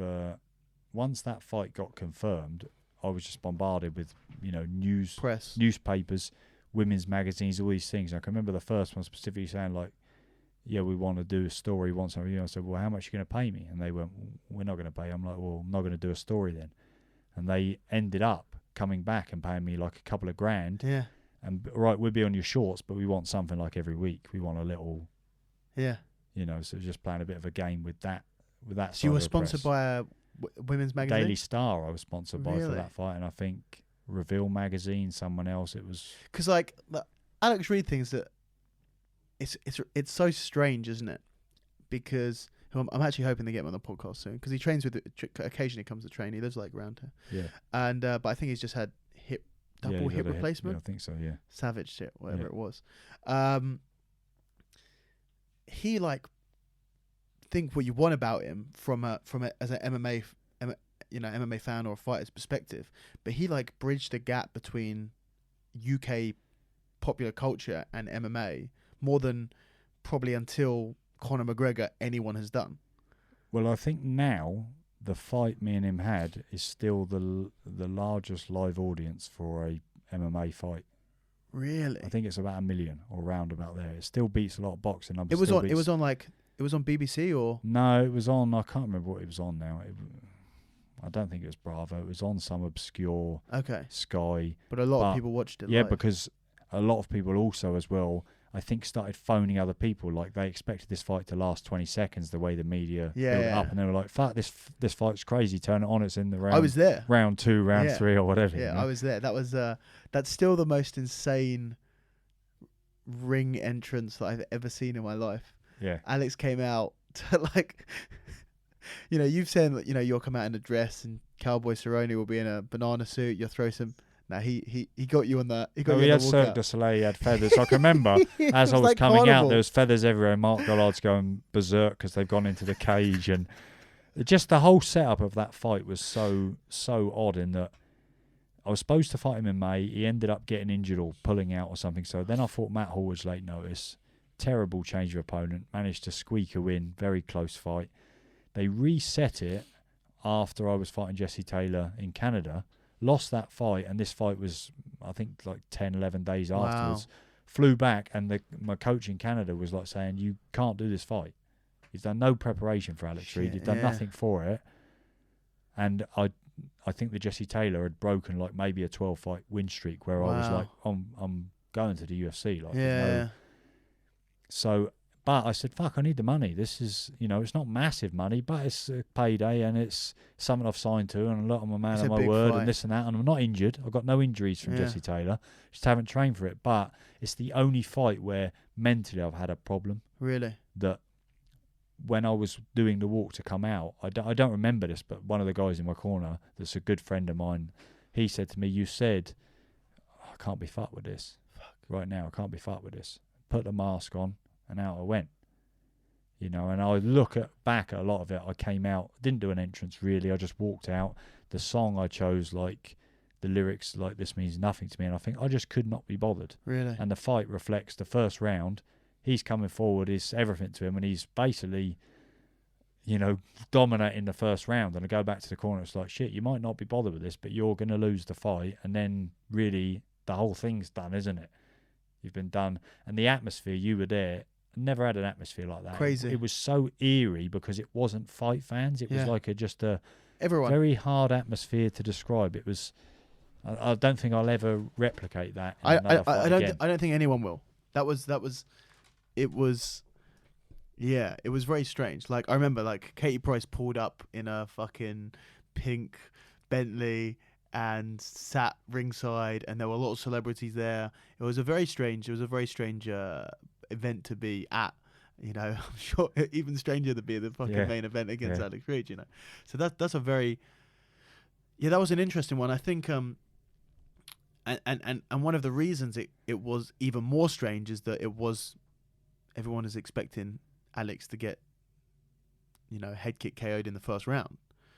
But so you want about him, he's a tough motherfucker. Well, I mean, most of our discussion has been maybe I don't technically the greatest out there, but I'll be fit and I'll be tough. Yeah. So you basically got two tough guys. They're technically not the best technical finishers with unbelievable technique, but stick a bat in there and they're both just going to keep going. And that's what it was. And I think 100%. You had a guy that was younger, probably a bit more advanced, but because of the dynamic of how the fight was set up and how it was, it didn't really reflect that until at least the third round. Yeah. And I often look back and I think, took some damage in that fight. Like, I got an issue with my quad from low kicks from him during the fight.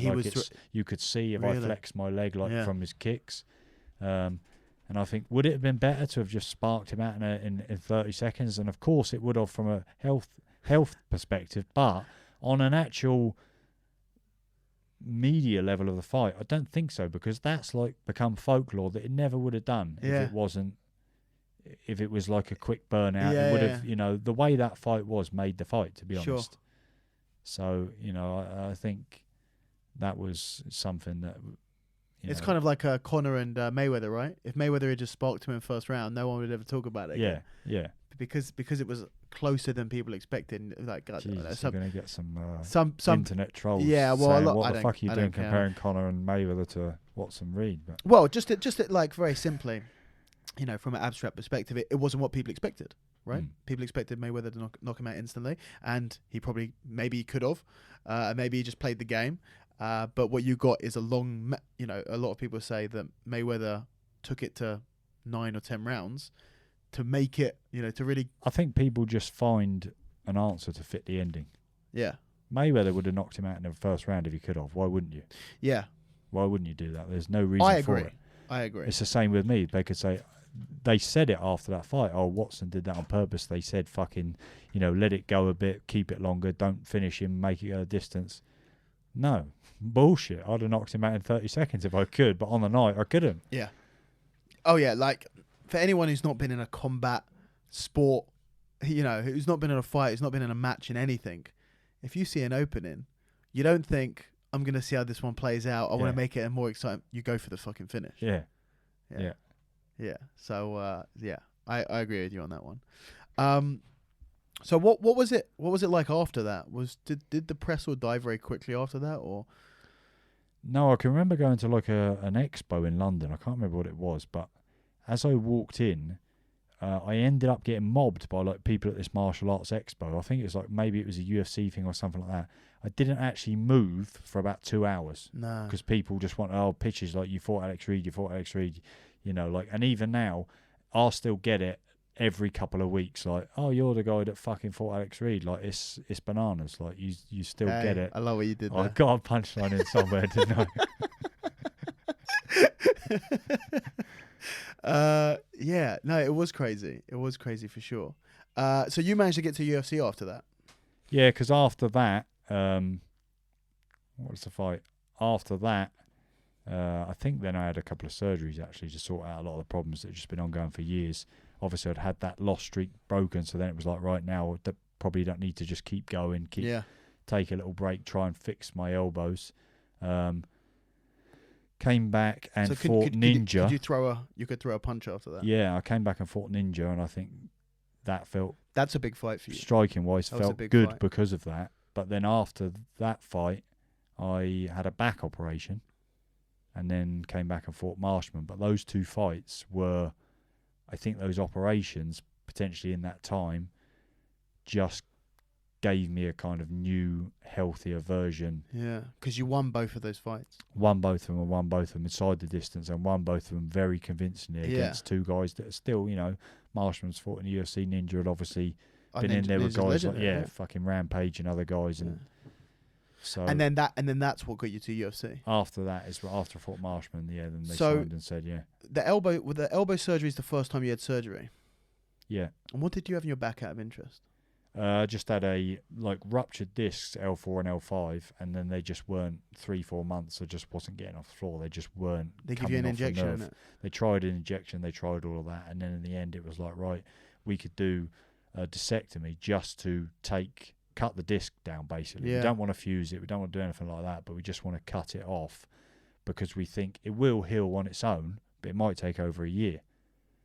And if we do this, it should be straight off the nerve.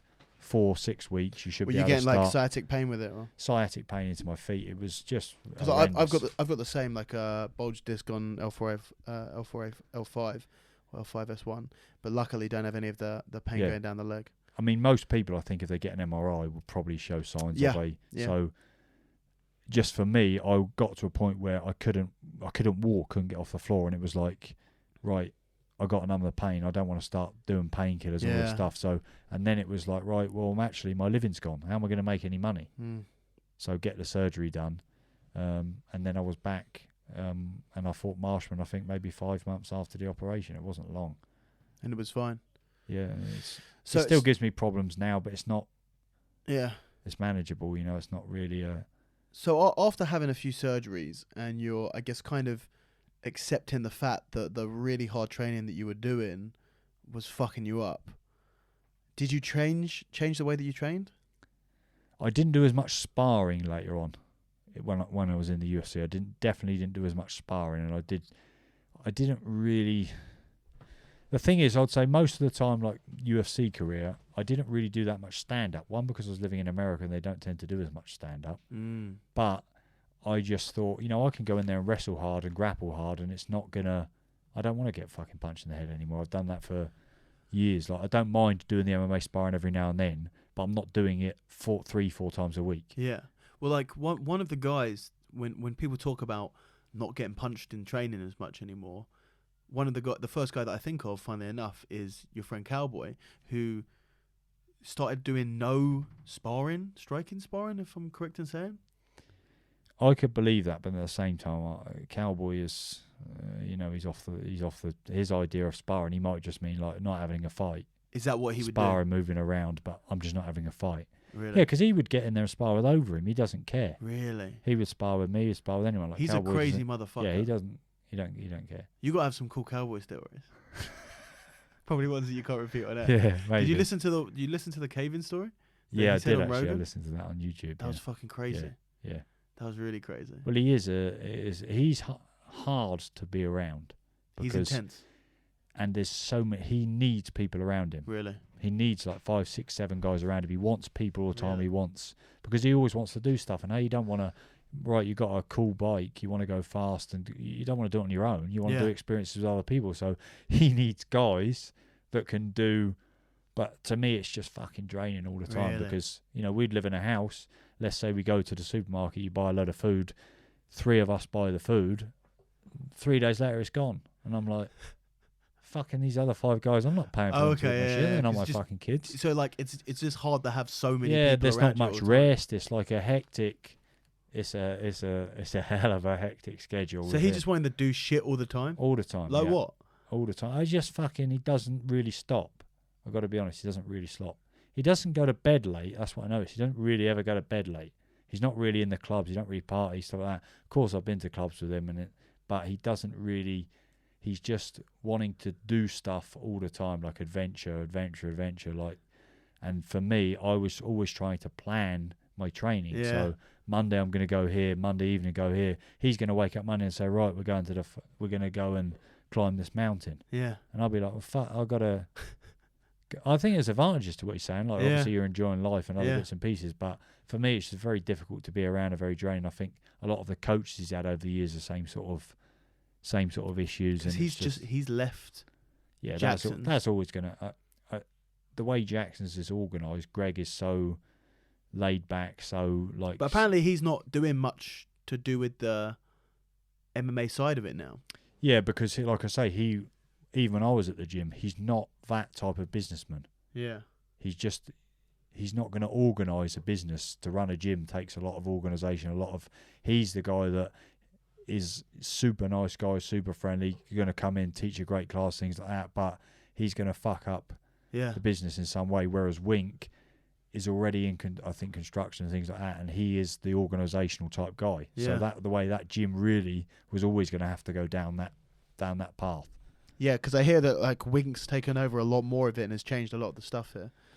Yeah, I haven't been since it's been new, but I mean, gyms always go through that sort of mould. I mean, obviously, like Rashad left the gym, so when he left, I ended up being like, they all add into things. St. Pierre never really came back after a certain period of time. Other guys came in and leave the gym, and they go through periods of time where I think you're always going to end up. Cowboy obviously feels like, fuck, I'm the guy, I've been here all the time, but he's not there all the time now. So what are they going to do? They're going to say, well, look, we're going to be with this guy. So it makes sense from both points of view to me. But he's with Alpha Male now, I think. He's just signed for Alpha Male. Who, Cowboy? I think so. I don't know. I mean, I'm talking like I might have saw this yesterday. Yeah, I mean, it wouldn't surprise me, but I think he'll still do most of his training at the ranch and his own shit. Like he's not going to turn up to Alpha Male sessions, and you're going to see him in there twice every now and then, maybe. Yeah. No, interesting. He seems like a very interesting character. He trained at Rogers before because when he cornered me, I brought him into Rogers, and I can remember him phoning Greg up and being like, I just got so fucked up in Rogers, like I'm terrible. He's training in the gi or training in the gi, and Greg, the first thing Greg said was it in the gi or no gi? And he was like, I was in the gi, and he went, don't worry about it. Yeah. And just left it at that, because if you roll with him no gi, he's very good on the ground. Yeah. I've seen him catch a lot of people on the ground that That's why St. Pierre took him originally to Who do you know Montreal. who he was prepping for? I think it would have been someone. I think it might have been BJ Penn, because Cowboy had a ridiculous triangle from all angles. Really? If you look at his WC record, he's got so many triangles, arm bars. He was basically a striker that got a jiu-jitsu guy telling, right, just learn the guard. Yeah. If you learn a top triangle and armbar from the guard, and he got massive amount of wins from that. Wow. So let's move forward anyway and talk kind of move on from your. Well, are you still actively fighting? Well, I just re-signed to fight again, so I haven't fought for over 3 years now. It'll be over 3 years, but I re-signed to fight with BAMMA. I spoke to a bunch of different other shows, and just nobody. I was still looking for fights. So when I got cut from the UFC, I left America. I'd come back to England because the visa ran out. Moved here, and basically I just ended up moving to London. I think, you know what, I like London. It's good training. I'll just live near Roger, and I'll just go there, and I'll just keep training some jiu-jitsu, and I'll look for fights. And at that time, Roger was competing 1FC, so I was basically like, Roger's got 2 or 3 sparring partners. I'm one of them. So for me, this is great training twice a week. Yeah. Again, not really a technical instruction, but to me, it's the best of what I could make. Rolling with the best grappler from that situation, yeah. you know. And then during that period of time, a fight never really came about. So then I had a period where I was like, you know, I'm training a year now. I don't have a job. I'm funding it off money I've earned on the basis that someone's going to pay me in this year. They didn't. So I was like, you know what, I'm going to do something else. So I went and did a master's in athletic performance. Really? Did that, just right. I'm going to do that route. Did that, and then I was like, you know what, now I've done and finished that, I don't want to be that fucking data scientist. I don't want to be analysing this shit. How long was the masters? I don't want to be the... Huh? How long was the masters? I did it in a year full time. But full time in a masters is only 1 day contact time. Really? Obviously, it's loads of research and learning time, but it's only 1 day contact time. Could you just go straight into masters? Did you do a degree? I had a first? degree, but I had a degree in like a media and cultural studies. But I got onto the masters because it said we'll look at other degree programs if you've got experience in elite sport and stuff like that. You'd already fought in the UFC. Yeah, and I had recommendations from a professor in California that had done some testing with me. I basically contacted him and said, hey, look, could you write me a reference? I want to do a master's. And, oh, yeah, why not? I'll help you try and learn something, you know. Yeah. So they just accepted me on the program, and then within a week I was like, fuck, what have I done? I don't know anything when it comes to sports science. Like, I mean, I don't know anything about research papers, don't know anything about study. I mean, you just figure stuff out and just get through it. But you got the masters? Yeah, got it and did all right, and I learned a lot from it. And as a learning thing and looking and reflecting on my own journey and coaching and other things, I definitely think, wow, that will no doubt help me going forward or help other people. Because I finished that and thought, what I said to you earlier about how many people have been in a gym learning from Greg Jackson from years, and then also learnt from Faraz Sahabi, and then also learnt from, you know, like I've been Andre Padaneras for 3 months, guys like Roger, wherever there's a gym, I've probably been there at some point. Been to Blackzillians twice, ended up that gym. So then I think, well, how many sports scientists in MMA? There's hardly any. Yeah. So I don't know where it will lead to. You know, when the UFC Performance Center opened, a few people sent me things like, maybe you should apply here. Like, you're in a pretty good position. I thought, I don't want to fucking move to Vegas. I don't want my missus and kid. I don't want to live back out there. Yeah. But yeah, definitely from a sort of coming up with my own schedule of how to create peak performance in any sort of combat sport, I think I'm definitely would back myself up there as knowing or having more experience and knowledge than a lot of other guys. So tell me, because I'm gonna dig deeper in that. Yeah. It's like I know more than anyone else. Like, okay, well, let's find out what you know. So like, let's use it relative to kind of your own experiences in the fight game. If you knew what you knew now, what would you have done differently in your career?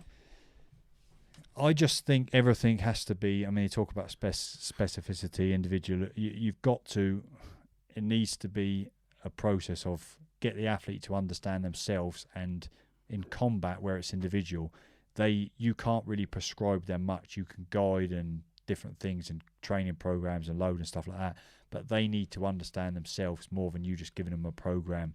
So it's a bit of a learning process of almost educating them based on the key areas and obviously knowing, there's far more advanced sports scientists than me. I'm not saying like knowledge-wise. Yeah. I get pissed all over by someone on a bachelor's degree, to be Sure. honest. But it's they don't know anything about. They don't know. know anything about grappling. They don't know anything about, and then they don't know about making the walk. They don't know about this stuff. So that stuff, I think, plays a big part. And obviously the journey of doing MMA when it was not really MMA. It wasn't really even a sport in England. Mm. So that didn't really answer your question there. Yeah, I'm looking for practical. I mean, what you asking specifically for yourself? Not really. I'm just like interested in sort of what you found some of the, because you imagine you have someone who's been a professional athlete for probably 15 years at the time, maybe even longer, and they do a degree in what you've done, which not very many people have. Like you said, no one's going to have done a master's. Very few people have done a master's that also have the fight experience that you have. So what are sort of some of the things you've just gone, Well, the key is the key is basically there isn't the research on the population of mixed martial artists. So all the sports scientists up till now would have to be saying, right, this works because it was tested in cycling.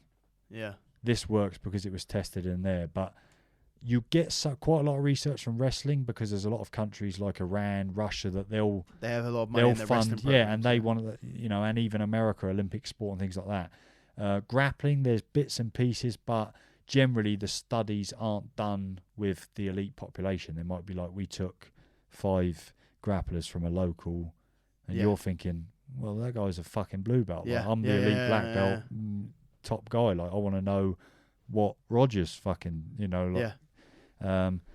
so the UFC Performance Center is the only thing that's, I think, really make a difference to that, because they get the guys going in, they can test them, then they can come back and say, right, this is like their counter movement jump score, this is how much their strength index is, this is how, and then you can just start building what's called like normative data of a population of elite MMA fighters in the UFC, where you can see averages to say, right, based on that, if I'm going to create a UFC fighter, he should at least meet these areas. Sure. And then based on the body type and whatever their skill set is, I would then look at a profile, get them tested and say, right, we mainly need to work on this area, I think. Because if you don't round that up, if you're looking at the elite levels of sport, if all of the guys have at least that level and you're way off that, why? Because they're all in different gyms, they're all doing different stuff. There must be something about the demand of the sport that creates a need for that on a sort of evolution point of view. Do you know what I mean? So that's what I would say. That normative data, they published one recently that there's a lot of stuff you can take from that and say, and they made it open access, which I think is pretty good. This is the UFC Performance Institute. Mm-hmm. So they're doing a lot of research there? Yeah, basically, like, you're a UFC fighter, you go in there, they're going to test you in as many things as they can, and then they're going to have all the data. So they have on scientists working for the UFC. Yeah, they've got top scientists, like really. Yeah, Duncan I didn't French, know that. I just thought it was a gym. No, they've backed some money into, like, right, let's pull this guy from here, let's pull this guy from the NFL, and then they're here. Really? But the testing they're doing isn't anything different to. But it's just the first time it's been done in MMA. It's the fact they're doing the testing on MMA guys. The advancement from now is technology with AI and with other sort of computerized, I don't want to say modeling and things like that, is you need to get it in real competition, because right now it's all simulated lab stuff. That's what I didn't like in my research. Right, you're an MMA fighter, but here's what you deadlift, here's what you jump, and I think, well, I want to know during the fight. So you've got the Fightnomics, the guy that comes about, here's this guy, middleweight, you need to be this reach to be successful. The guy does all the stats, like an Opta in football or something like that. But in football, they wear like GPS trackers in the vest. Yeah. So during the game, they get their sprints. That's going to be the advancement. They need to put some fucking chips in their gloves, right? I think it needs to be done from cameras and basically like a modelling, where you're gonna have a camera that basically follows the movement and puts pattern, it into a computer. Puts it into a computer, and then that will affect training, and that would be the advancement of the sport, even with grappling and things like that, where you're going to compete against a guy, he's fed into the computer, so you already know all his movement patterns, and all of your training is geared on that. And also, when you train, your movement pattern are analysed and fed back to you. So after session, you could say, fuck, when I was moving here, I'm out of that technical position that could get me in trouble when I go against, Yeah. You know, the computer should technically simulate the whole thing up together, rather than a coach back in the day saying, hey, you know what, this guy drops his left hand, we need to work on step back counter there. Like, it's all going to go into... Do you think that technology is there enough to be able to do that sort of thing? It's not far away. It's there in other industries, but the thing is, it's there in the industries where there's billions to be made, and in those sports, MMA right now, it'll have to become like iPhones and things like that. The technology would have been there long before the masses got it. Do you know what I mean? So Yeah. I don't think it's that far away with the speed technology moves, if I'm honest. But then at the same time, like grappling and MMA is going to be a lot more of a complex to analyze sport than something like football. All it needs is someone to program in the algorithm to say, it's going to be a more complex algorithm, right? I don't know. I'm not really, because all of them are just simple algorithms that they then... It's just translating everything to data. You know, a simple algorithm. This is a side mount position from this dynamic. That's in there. You know, here's... Do you see what I mean? Here's the... It's like I'm going to say like a biomechanics of the position of attacks and things like that. Have you been to the Performance Institute? No. You hoping to go out there? I've seen it. I mean, I've seen it. I've no doubt it's not really any different to I would have been in most athletic, testing facilities where I know the test they're doing. It's just the equipment they've got, force plates and other bits and pieces. And that's fascinating. I'm going to Vegas in October. Yeah, I might see if I can. You'll definitely go in there. Just credentials alone, they would say, look, I'm in here. I would imagine they'd welcome you in there and say, look, can we? I would imagine you'd probably be able to blag the testing for yourself. Yeah. To get your own feedback based on, then they can say, well, let's compare what an elite grappler looks like compared to this guy that is an elite grappler, but now he's doing MMA. Do you know what I mean? Sure, yeah. I might see what I can do, because there's a quintet in October in Vegas. Yeah. So I'm hoping that, and that's through Fight Pass through the UFC. So yeah. I might see if I can get into there, because anyone on the UFC roster can go in there. Yeah, and I think get tested or to train. It's a gym as well. I think both. I would imagine they would. What I perceive that the UFC just wants more and more data, more and more data. That's all the world wants now. Data, because you can do more shit the more data you've got. So if you go in there, more data. Yeah. That's interesting. Very interesting. So, are you looking to do anything more with that degree that you have, the master that you have? At the present time, no. I did ridiculous, not dreams, but ridiculous visions of me doing a PhD just to call myself Dr. Watson and stupid things like that. But Dr. Kong. Yeah, Dr. Kong Watson, yeah. I don't have, maybe later on, I don't know. I just think what I learned is research, and generally you end up in a cycle of a lot of those guys end up just being in academia. Yeah. So then you're all about publishing papers, doing things, and it's almost and it's very difficult, like I say, with the problems you get to analyse actual proper fighting. Yeah. No matter what research I did in my masters, it would always be like, well, this isn't valid because it was done in a fucking lab. It wasn't done during the fight. So it kind of makes pointless any research. You know what I mean? Just out of my personal curiosity now, because obviously, I'm quite into strength training and stuff. Yeah. And from someone with a lot of experience training at different places, but then also combined with the masters that you've done and all of that stuff, do you do any strength and conditioning? And if so, sort of what is the strength and conditioning that you do? Yeah, I've just restarted doing strength and conditioning because obviously taking that fight, and all I'm doing now, this relies on a lot of my own genetics and knowing myself, is I'm basically just working with a guy that was on the Masters with me that I think was like the second or third for high jump for Great Britain, basically just doing plyometrics. So just looking to do like a plyometric program that he's going to put me on, do some track work, and basically do a workout in the gym that isn't heavy squatting, heavy deadlifting. It's basically just working the core and working stabilization and working other bits of stuff that's coming up in research for athletic enhancement, I would say. Yeah. And when you were training at, you've spent a lot of time at all these other places. Which of those places, if any, placed a big emphasis on the strength and conditioning stuff? Blackzillians, I'd say. TriStar had John Chainberg that they did bits and pieces with. That he's got a pretty good place, APC I think. But Blackzillians have a guy called Corey Peacock, who's a doctor from Florida Uni. That's obviously, got a lot of this stuff to test, and they go off a lot of data. They'll track like your sleep. They'll get your nutrition. They'll take a cutting edge approach to it. But other than that, nowhere really did anything. It was up to your own responsibility. Really? Like you go and figure it out. You want to, like But I say. you wouldn't expect that from places like that, would you? No, I never had anyone at Jackson's or anyone. Is it the same sort of thing, which is like GSP's got all of the guys looking at him, but yeah, and guys come in and America's a bit different because they grow up with being an athlete more than a technical. Like you've got to be an athlete. Like you'll go into the girls' volleyball team in America and they're all doing heavy Olympic lifts. Yeah, it's like they're 13-year-old girls. What's going on? Yeah. But because they're saying, well, the better athlete you are, the better you're going to be at volleyball. Sure. So all Americans and American gyms, they already have that. Big into the S&C stuff. Big into the S&C. Like that's probably as important as anything else, I would say. But most of the other places don't. Interesting. Kind of moving on from your career.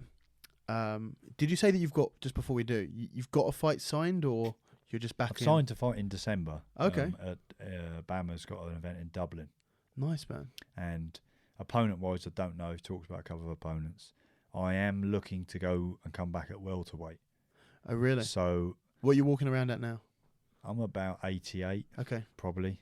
I mean, the thing for me is analysing my own career after doing, obviously, some of the masters, educational and bits and pieces. I think, I was never that big frame-wise for middleweight. What do you used to walk around at?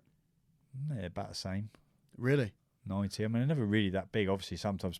And I'll be eating whatever because I know, well, you don't have to worry about it. You haven't cut 5 I could kilos. eat whatever. I'm just not going to Most of the guys fighting 205, fighting 185, or what's that, 84 kilos, they're walking around 100. Yeah, and I would Easy. say, for me to get over 91, 92, I don't ever really get that fat just because of where I train and also genetics. I'd have to be sedentary for a year, I reckon, to get there. And then it would be like, well, I'm just fat. Yeah. And I've lifted hard for a long period of time, but putting on a couple of kilos of muscle, if you're not doing other products or work. making it your sole emphasis in your life. It takes a long time, yeah. If I didn't do any other training, I could put on some decent kilos of muscle. Agreed, but yeah. I'm in the gym doing grappling 3 times a week. Yeah. I'm wrestling. I'm no chance. The times where I was able to put on weight, when I could bulk, is when I was injured. Yeah. So I'd fuck my elbow up, and then I'd give it 8 weeks to heal. So I can still bench press, but I can't roll. Yeah. And I can still do I can still work out. So I'm going to try and take advantage of this and just go all in on trying to put on weight. Yeah. And then once you get there, you maybe put on 3 or 4 kilos, and then you start rolling 3 times, 4 or 5 times a week, and then the weight starts to come back down. It can be very hard to keep because on. from your frame to begin with, you've put on loads of muscle mass that's taken a decade? Yeah. Yeah. It's not an easy process to do. And I think for me, even putting it on, if I could get in a time machine and say, right, go in there, you're going to come out, you're 4 or 5 kilos bigger. My frame isn't any bigger. And I don't know if at middleweight that ever would have got me the title. Do you know what I mean? Yeah. And I think at welterweight... Do you wish that you went to welterweight back in the day? I had the guy, George Lockhart, that did McGregor's weight cut. He does a lot of the guys in the UFC now. I spoke to him while I was still in the UFC, and he was like, yeah, you should be fighting at welterweight. Yeah. But at the time, I was like, I've never been knocked out. I had nearly 100 fights, never been knocked out. Fuck that, I'm not doing that. 100 fights? Probably a bit less, maybe 90 and everything, MMA, boxing type. And I thought, never been knocked out. How much of that is because don't really cut weight? But when you're in something... That's a big thing, right? Yeah, I think so. Dehydration and on the fluid on the brain. Yeah, I do think so. But then it's a fine line because, all right, I've never been knocked out, but I've also never made millions. Yeah. Yeah. So what do? Do you know what I mean? And if I've still taken damage, whether I've been knocked out or not, maybe it'd be worse not getting knocked out. Who knows? So that for me is, I think, if I'm coming back, I need something that maybe it doesn't work out. Maybe welterweight is too much weight. Maybe it's not. But I need some sort of a thing to say, It's different. There's before you ever close the chapter, because you know the time goes like that. Yeah. If in 5-10 years I look back and think, why didn't you ever try welterweight? Yeah, What? You know, I'll be lying at sleep at night and say, maybe I could have done that. Do you know what I mean? So that's what I plan to do in my head. So December, try and do a welterweight fight and basically see, how I get That'd on. be cool, man. I'll be looking forward to Yeah, that. yeah. Yeah. So moving past, I said like 3 times now, but moving on to past your, your career, you got some other projects going on, and now we trained last year, and you were telling me about some of the ideas that you had, and they were fucking awesome. So I want to kind of catch up. If you give like a brief, So pretty much at that time, what I was looking at is, again, it comes back to me sort of analysing my career, doing master things like that, and I thought, you know what, the whole fight game is geared towards fast twitch, super explosive guys. Yeah. Because I started looking at MMA like athletics. So right now, I'd say, the guys that are UFC champions, they are 400 meter and under runners. Yeah. What about the guy who's Mo Farah? What about the 3,000, the 10,000, the marathon guy? He's fucked in this model. He's got to come into the UFC and do 3 5-minute rounds. Yeah. And even a 5, it's still like a sprint. It's not 25 minutes continuous. Yeah. And the old UFC, and I started to think more to the grapplers, some of the matches, and I think probably what's affecting a lot of the grappling guys is, what do you do in grappling? 10 minutes, 20 minutes, a lot of the training and the competitive matches, they are a bit more no time limit based because of the grind, way you can't just go straight in there against the top level and go, all right, 2 minutes, I subbed him. Yeah. Unlikely. You're probably going to be there for half an hour before you can catch him. Sure. So I would like the fight game to be more like that, where, right, McGregor's the champion right now in his division, but if the fight is an hour with no break, he'd be fucked. Has he still got the belt?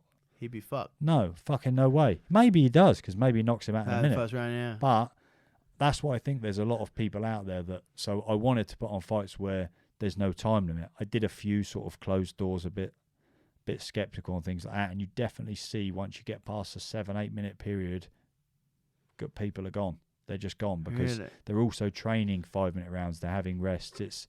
It's a different game. So when I spoke to you last time, you hadn't done any of these events yet. You were running like no time limit. Was it bare knuckle or was it with MMA gloves? Yeah, bare knuckle. I did one MMA and one bare knuckle as well. Boxing. Just boxing. Just boxing, yeah. So MMA was with gloves. It was like unified rules? It was exactly the same, just no rounds, fucking no time limit, and off you go. Yeah. And how was it?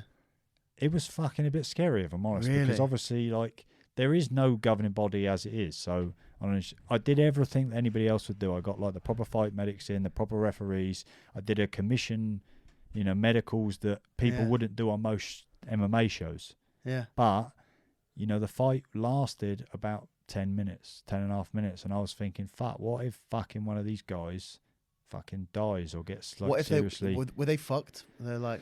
Yeah, one of them was really fucked that Really? lost. Basically, he lost because he's just fucking too exhausted. Both were exhausted. They're both pro MMA guys, or no? It was like amateur level guys, really. But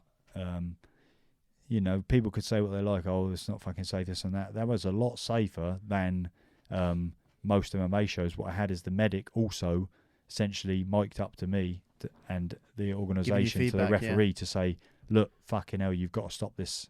So it could be overruled, the no time limit. Really? But the dynamic's far different, I'm telling you. Like, people don't...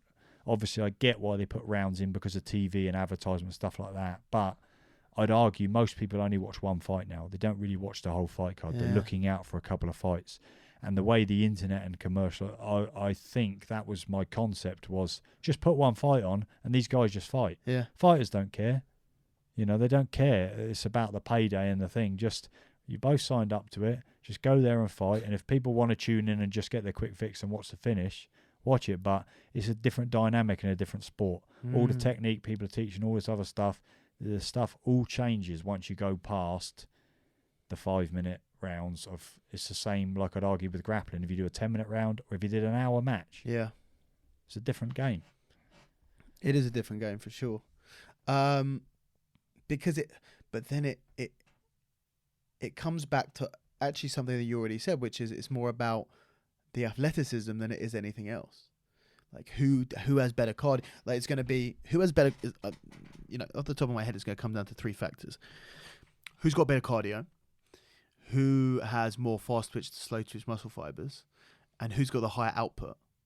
Because if your output's high and you've got fast twitch fibers and you've got no cardio, you're fucked. Which is kind of where McGregor's at. Yeah. But which is like the thing is with McGregor, I think he's got probably really good cardio, but he's got obviously super high, fast twitch muscle fibers. He's got no muscular endurance. I don't think no matter whatever type of training he can do, he'll never be able to go really, 5 rounds. Yeah, because he's throwing with he's got such a high output, muscular contraction. Yeah. He's gonna zap down. Yeah. But as I repeat, like in athletics, you have a different spectrum. Yeah. Right now, there's another guy that's not McGregor that if the fight was UFC 1 where there's no time rules or something like that, he'd be champ. He's the fucking champ making the millions, and I think where's the outlet to that? Yeah. But I just had to shut it down temporarily. How many fights you have? I only had 2 because I started to fucking panic. Like, really? Look, this is, both of these fights. You just got. How long did the bare knuckle? The bare knuckle boxing fight wasn't actually that bad because the guy got knocked out pretty in a couple of minutes. So. But the MMA one was 10 minutes, and he won by TKO or sub. No, the MMA fight finished just after about 10 minutes, basically through exhaustion. Basically, because one guy just had enough. the guy basically. The referee went to stand them up at one point after about a 10-minute period, and the guy was like, "You know what? I can't fucking get up. I'm done." Did these fights ever surface? They. I'm trying to work out whether I've seen this. I don't believe we published them. I'm pretty sure we didn't. I've seen. There might be clips and other people might have uploaded bits and pieces because obviously we had a few people in there watching it, the friends of people fighting, that they would have had shit with a camera phone and things like that. Now, I don't think it was that, but I've seen one where 2 guys are just fighting until they quit, and they're both like on the floor. They both managed to get up. I'm pretty sure it's not the same thing, but it sounds very similar. But they both didn't really get up. The guy was kind of helped up by the referee, like, come on, you're going to get up. And then by the time he was up, it was like, that's it, it's over because you can't. The referee just said, fuck, this is... Wow. But that's a dynamic that, is different again. And so don't get that. You stopped that because you thought the referee basically... No, like that organisation. That model, because I think it needs backing. I think it needs because again, people will look at that and say, what the fuck are you doing? Like, there's no time limit, this and that. But someone could die at the local MMA show around the corner because they don't do any blood work and they stick this guy against that guy. Yeah. And so I don't think what I was doing was any less, any less safe. But I just think fighting is fucking dangerous. You're going to accept it's a super dangerous thing. You could fight for 1 second and die. That's it. Yeah. You could fight for 10 minutes and die, but on an excitement level and on a purity of actually fighting, time limits, they change the game. So why are they there? Well, a lot of people are probably saying it's so dangerous because they're just not used to it, right? They're used to having rounds. Yeah. And I think somewhat rounds might be more dangerous because you re-amp, you refuel, you rest, and you go again. Yeah. The same with the older bare knuckle fights. After a certain period of time, your power goes down. You can't hit someone. They'd have hundreds of rounds, right? Yeah, you can't. Yeah. You're not throwing as much output. You're not. Whereas you get that break, it's back on again. Then it's back up, amped up. I guess the only argument you make for rounds is just like to rehydrate. And without doing it, we'll never know. Yeah. There's plenty of examples of people doing rounds and dying. Yeah. Boxing's got loads of them. Yeah, of course. And only in the 10, 12, 15 round period. But in an hour time fight, I don't know. I think Pride did an hour fight, didn't they? But I don't. Oh man, they've had loads. They've had Henzo had Hoyler had an hour and a half fight. Hoist had a 90-minute fight with Sakuraba. They've had plenty of them. Long matches with rounds, but they just keep going. Yeah, so it was good on it. I got an insight into different things, and I've come about from a different idea of trying to bring together all different martial arts and take that concept forward. But it still needs a lot of work really before I can. I mean, for me, I don't know. All I hear now is MMA. Fuck these athletes now. They're so much better than before. This and that. The sport is going so much, and I think it's going the opposite way in some extents. That nobody really talks about it. Go on. In that now, no one's a specialist. You start in an MMA gym, so you get some grappling, you get good, you get good at wrestling, you get good at striking, but you ain't a master. Yeah. You're not the guy coming in that's one of the best grapplers in the world, one of the best wrestlers in the world. So I don't know if guys in MMA will ever actually attain that ability in the martial art of their choice before they pick up MMA. Do you see what I mean? So I don't know if those guys will ever be able to always beat someone who is the ultra elite. Will they be able to? They'll always have the tools to beat that person, but they might not be able to beat that person in the same realm. So I still think that people need to go back to, you need to learn an art. You need to be a master of an art. You need to have a strength. 3, 4, 5 arts? You can't. That's why you can't. So you've got to basically master one and work into your body type, what you do and what suits your fighting ability. And for myself, I would always spend too much time on the weaknesses. I didn't really do much striking in the last 5-6 years because I'm trying to stop the grappling, the wrestling, you felt like you should have been working the striking more. Potentially that I might have had more wins. Right, I might lose more fights, and I might definitely wouldn't lose my fights by decision. I would probably get finished, but maybe the fights that you won by decision. Look at a Paul Daly, look at a McGregor, look at those characters. Yeah, they're doing the other stuff, but really they're training their strength more, and I think that's your Khabibs. Yeah, exactly. Right? I think people need to train the strength a lot more. So that relies on what is your strength. If you're going straight into MMA, you don't have a strength. Yeah, you're good at everything. All right, you can wrestle a bit, but you're not going to be able to wrestle with the Olympic champion that's just decided to do MMA. He's going to throw you on your head. Interesting. So, I know you've got some project that you can't talk about, but without giving that away, like what are rule changes or what are training? You've already mentioned some training changes that you'd kind of in your ideal world, but kind of how do you test apart from having a no time limit fight? What other things can you do? Because you're obviously like an outside of the box thinker.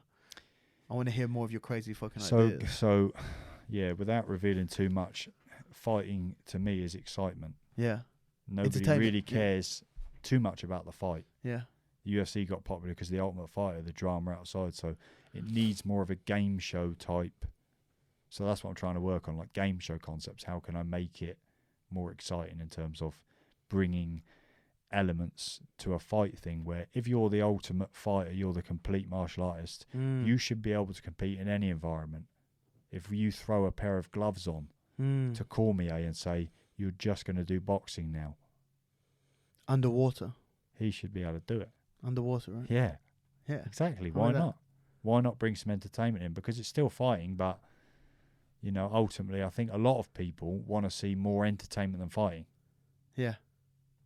Yeah. Even fighters and definitely people that don't like fighting. Yeah.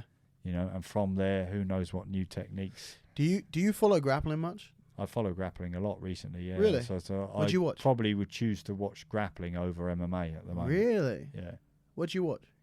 Whatever comes up. Obviously, there's a lot of stuff on Fight Pass. So I didn't watch the latest Kasai, but I've watched Polaris. I saw some of the last Quintet stuff. I've seen a lot of things on YouTube. I've watched, obviously, guys that I know instruction-wise, I think, because I believe I've got enough knowledge to filter out the shit. Yeah.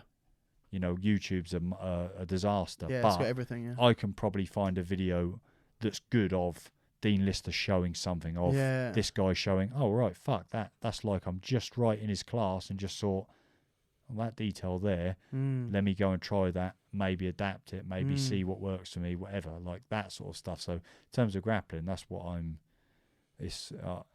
got told a long time ago in the States that striking is harder to master but easy to learn. Yeah. Grappling is harder to learn but easy to master.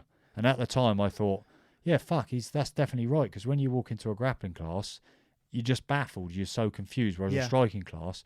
But now I think that's absolute shit. I think it's both hard. I think it's hard to master. Like grappling, really, how many techniques are there for a finish? Well, a lot more than there are in striking. Like I say this, I believe that I'm aware of, there is no other sport in the world that even comes close to the number of variations of technical things that even have names as grappling does. Yeah. It's impossible. Yeah, because there's too much so many variation. more openness to how you can finish, whereas in striking, You knock someone out. Yeah, and all right, it can be by this kick or this spin or this and that.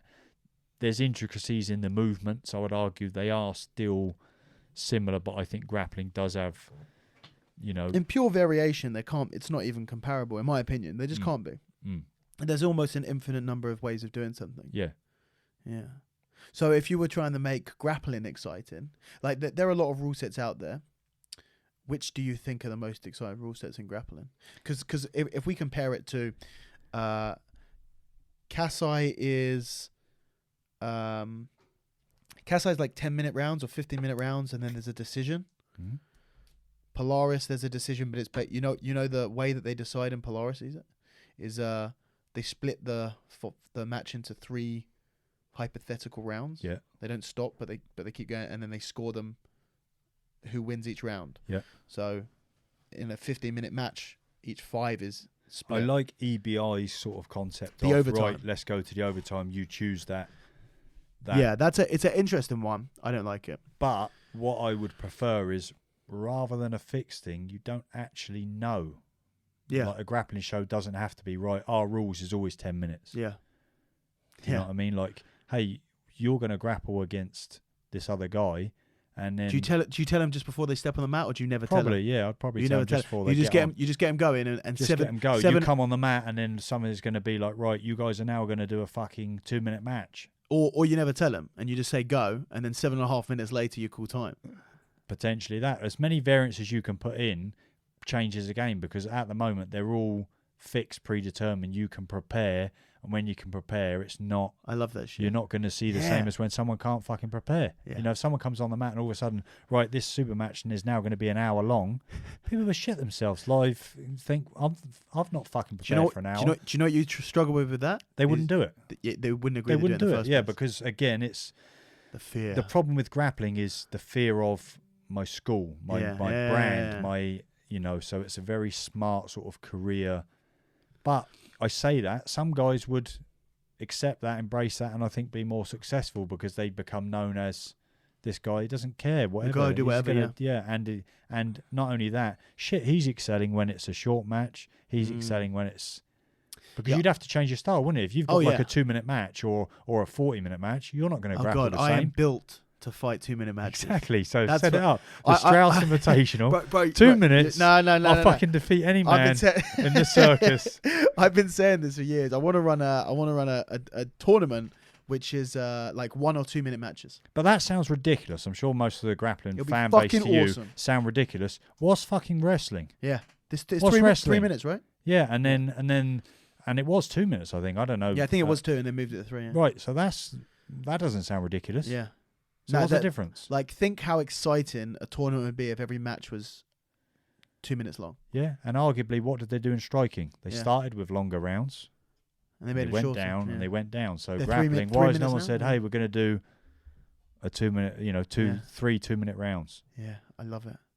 I'm going to do, like, I run a grappling tournament called Cleo's Grappling. Yeah, and I almost entered it the last one, but I done it, couldn't. man. I had a wedding. We've got 2 booked in for next year. We do a gi and a no gi IBJJF, but I'm going to run a different one next year. Yeah. Every year, I'm going to run an alternative rules one, completely different rules that nobody's ever come up with before, and just see what fucking happens.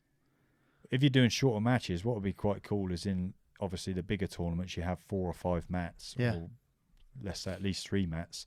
The guys all in the division, if you've got enough, they're all on going at the same time. As soon as you go through, you're back ready, waiting at the next mat for this guy to finish their mat. As soon as he finishes his match, you two lock up and go straight away. So then that way, if we're on match 1, you submit me, they're on match 3, still going for another 10 minutes, you're resting. So now the strategy is, hey, you've got to fucking win quick. Yeah. Because you're going to get more rest. This guy's got to keep going. Yeah. Shit like that. Just like something different where, hey. I'm going to do it. I've been convincing my business. The royalties my way. No. I've already got one for this year. I'm not going to get... Actually, I think I've already spoken about it. Yeah. I'll talk about it because if anyone else does it, copies it, I'll find them. But yeah, I'm good. So this is like almost going in the other direction. You know, so many people are going like sub only. right? This is going the opposite. So that you can actually win a match by points. Yeah. Like within the time limit, you can win a match by points. So in IBJJF, there's basically, if you break down what all the things that you can get points for, like mount, back, knee on stomach, whatever, guard pass, if you add them all together, it comes to 15 points. So if you can score all of those 15 points through every different way that you can score, like a tech fall in wrestling, it's done. Yeah. So if you take someone down, pass the guard, take knee on belly, take the mount, take the back, game's over. That doesn't happen in grappling right now anywhere, where like if you build up a 10-0 score, the match stops. I had it once. My first ever tournament that I did. Sorry, that's not true. The second ever tournament that I did. No, that's not true. The first ever tournament that I did. Hereford Open #1. It was a ground fighting tournament, and you started from the knees, and if you got 10 points, you won. That's the only time I've seen it before. Yeah. And the submission doesn't win. When I Submission was in counts the as 5 ABA points. semi-finals, that's how they stopped the fight in the third round, because they just You stopped landed the like an X roundabout. amount They were of- like, "Oh yeah, you're 10 points behind." I was like, "What?" Like clean strikes. Clean strikes. Yeah. It's 10 points behind deficit. Match over. I don't know if they still do that or not, but Just why give him not? more ways to Yeah. win, right? Yeah. Yeah. And then So I'm going to run that next year. could be dangerously over quickly in grappling, couldn't it? If you just shuffle between positions. Well, this is the thing. You can't score. You have to score every point individually. Oh right, yeah. So you that's can't- a comprehensive. So you see a lot of people, they'll rack up 20 points by going guard pass mount, guy regains guard pass mount, yeah. guard pass mount. No. You get a guard pass, that's only going to score you once. I like it. You get mount, that's only Because going what to that's score you going to once. happen now, you're collecting the tokens. Exactly. You know, shit, I've got to go to this position. And then the person gonna do- underneath, exactly. So you might get caught trying to collect the last. Exactly. Yeah. Exactly. Like it. I think it'll be interesting. I think it'll be fun. I'm going to try and do one every year. Maybe next year I'll do, no, not next year, the year after I'll do a 2-minute matches or 1-minute matches. Yeah. Yeah. Or grappling, or like the actual wrestling rules. I've seen some matches in America where they do, if you pin them, like in wrestling, the match is over as well. It's submit or pin, something like that. So I was offered a match earlier in the year against Josh Barnett actually, and I took it, and then they changed it, so it ended up not happening. But it was for the Catch Wrestling World Championship. Yeah. And the Catch Wrestling. So first they're like, "Do you want to fight for the Catch Wrestling World Championship?" I was like, "Yeah, fuck yeah, I do. Of course I do." They go, "It'll be against Josh Barnett." Like, "Yeah, of course I fucking do." They even said like, "You've got to try and put a bit more weight on that." I was like, well, "It doesn't matter, it's fine." And then they sent me the rules, and they could, like, considering I'm fighting a guy 20 kilos heavier than me, it could not be a worse rule set. Yeah. So it's a best of 3 rounds. Each round is you can finish it by submission or a pin. Yeah. Just 3 seconds on your back. Yeah. Fucking crazy. Yeah, From a yeah. grappling perspective, Yeah. being underneath side control for 3 seconds, underneath mount for 3 seconds is game over. And the good thing is it doesn't make it complex like wrestling. Like if you don't know wrestling, it's very complex to follow the scoring Yeah. and the scrambling and the escapes, whereas everyone knows what a pin is. Yeah. So you know, Especially even you as got a the referee at grappler- 1, Yeah, 2. exactly. 2. Yeah. But I mean, it'd still be pretty easy. It should be pretty easy not to be immobilized, shouldn't it? I mean, you could just turn and give your back and things like that, which Well, do you know what? Yes and no. I think it depends, because everyone trains for IBJJF or similar rules. It means that you have an institutionalized lack of not a huge lack of concern, but definitely a far more lack of concern for a position like side control than someone who's been training catch wrestling. So it's interesting to see like the 10th Planet guys when they enter IBJJF competitions. They do the sub-only competitions. I'm not knocking any 10th Planet guys, but this is just, I've seen it. They do the sub-only competition, they do very well because all of their training is really based around doing the sub-only stuff. Yeah. They give up sweeps very often. They give up side control. They just don't, letting someone take mount on them. They have the same sort of concern as letting someone go, falling into your back and going into guard. Because they still see it as an attacking position. But when the rule set changes, they can't. It's impossible to override your instincts from hours and hours and months and years of training, just because the rule set is different. So I think that would be the same problem which with the the catch wrestlers wrestling and the catch wrestlers have the opposite thing, where their whole strategy and training is basically immobilizing. stuff. Immobilizing Some, if you can, Yeah. but you should be immobilizing and pinning him. Yeah. into the But ground. but then when your wrestler does a sub only comp and comes up against your 10 planet guy or whatever, Yeah. comes up against a guy Yeah. who's used to be in shit positions and doesn't care because it's sub only, and you can immobilize him as much as you want, and he's just like, yeah, cool, we can So stay you've here. got And another eventually I'm gonna take the dynamic back. there in the grappling is just basically, start the match and these guys know, right, you're going to do a 5-minute round. Yeah. But you don't know what it's How going we're to scoring be it. Yeah. until right now you're on the mat. Oh, actually, this is going to be a sub-only match. Yeah. Or actually, we're going to do points. Yeah. Or again, and you then don't tell him. You get to the end of the match and you go, he won. Why did he win? Because it was Yeah, exactly. it was based on IBJJF point rules, or Mhm. it was based on ADCC rules, and you lost points for playing guard. Yeah. Interesting. Like it. Yeah, dude. I actually don't even know how long we've done because I'm not on that. Wait. Yeah, I talk too much, I think. So No. Do you know what? If you didn't talk so much, then doing We'd the have done a podcast 2-minute podcast. would be a nightmare. Yeah, we've done 2 hours, man. Sweet. So it goes so quickly. It's crazy. Do you have any way that people can find you or anything you want to links? I mean, at the moment, my old website, so tomconwatson.com, is just basically got my gym schedule up. So it's not really much of a website to go on, but I'm on Twitter occasionally. It's not hard nowadays to find me on Facebook, find me wherever if you want to send a Just message find or Tom Con abuse Watson. me. That's died off, but I used to be, the social media abuse. I used to reply to a lot of it. So because of that, had a constant influx of entertainment from abusive tweets and things like that. Yeah, it was quite good. Do you get a lot of that stuff? Yeah, that's the only reason I make a comeback, because I Really? miss all the abusive tweets, things like that. So. Guys, go to follow Tom on Twitter at TomConWatson and send him some fucking trolling, hate mail shit so he can have some entertainment, brighten up his day. Appreciate it. Thank you very much, dude. I really appreciate it. All right. Nice one. That is it, guys. I hope you enjoyed the episode. If you want to get in contact with the podcast, you can email me, which is podcast@raspberryape.com. You can find me on social media. I'm on Instagram and Twitter. My handle is @raspberry_ape. You can find me on Facebook. My website is raspberryape.com. And if you want to watch this podcast, I guess if you're listening to this and you didn't watch it, you probably won't want to watch this one again. But if you want to watch any other of the podcasts or other things I have on my YouTube channel, then you can go to my YouTube channel, which is youtube.com/raspberryape. I will catch you guys next time. Take it easy.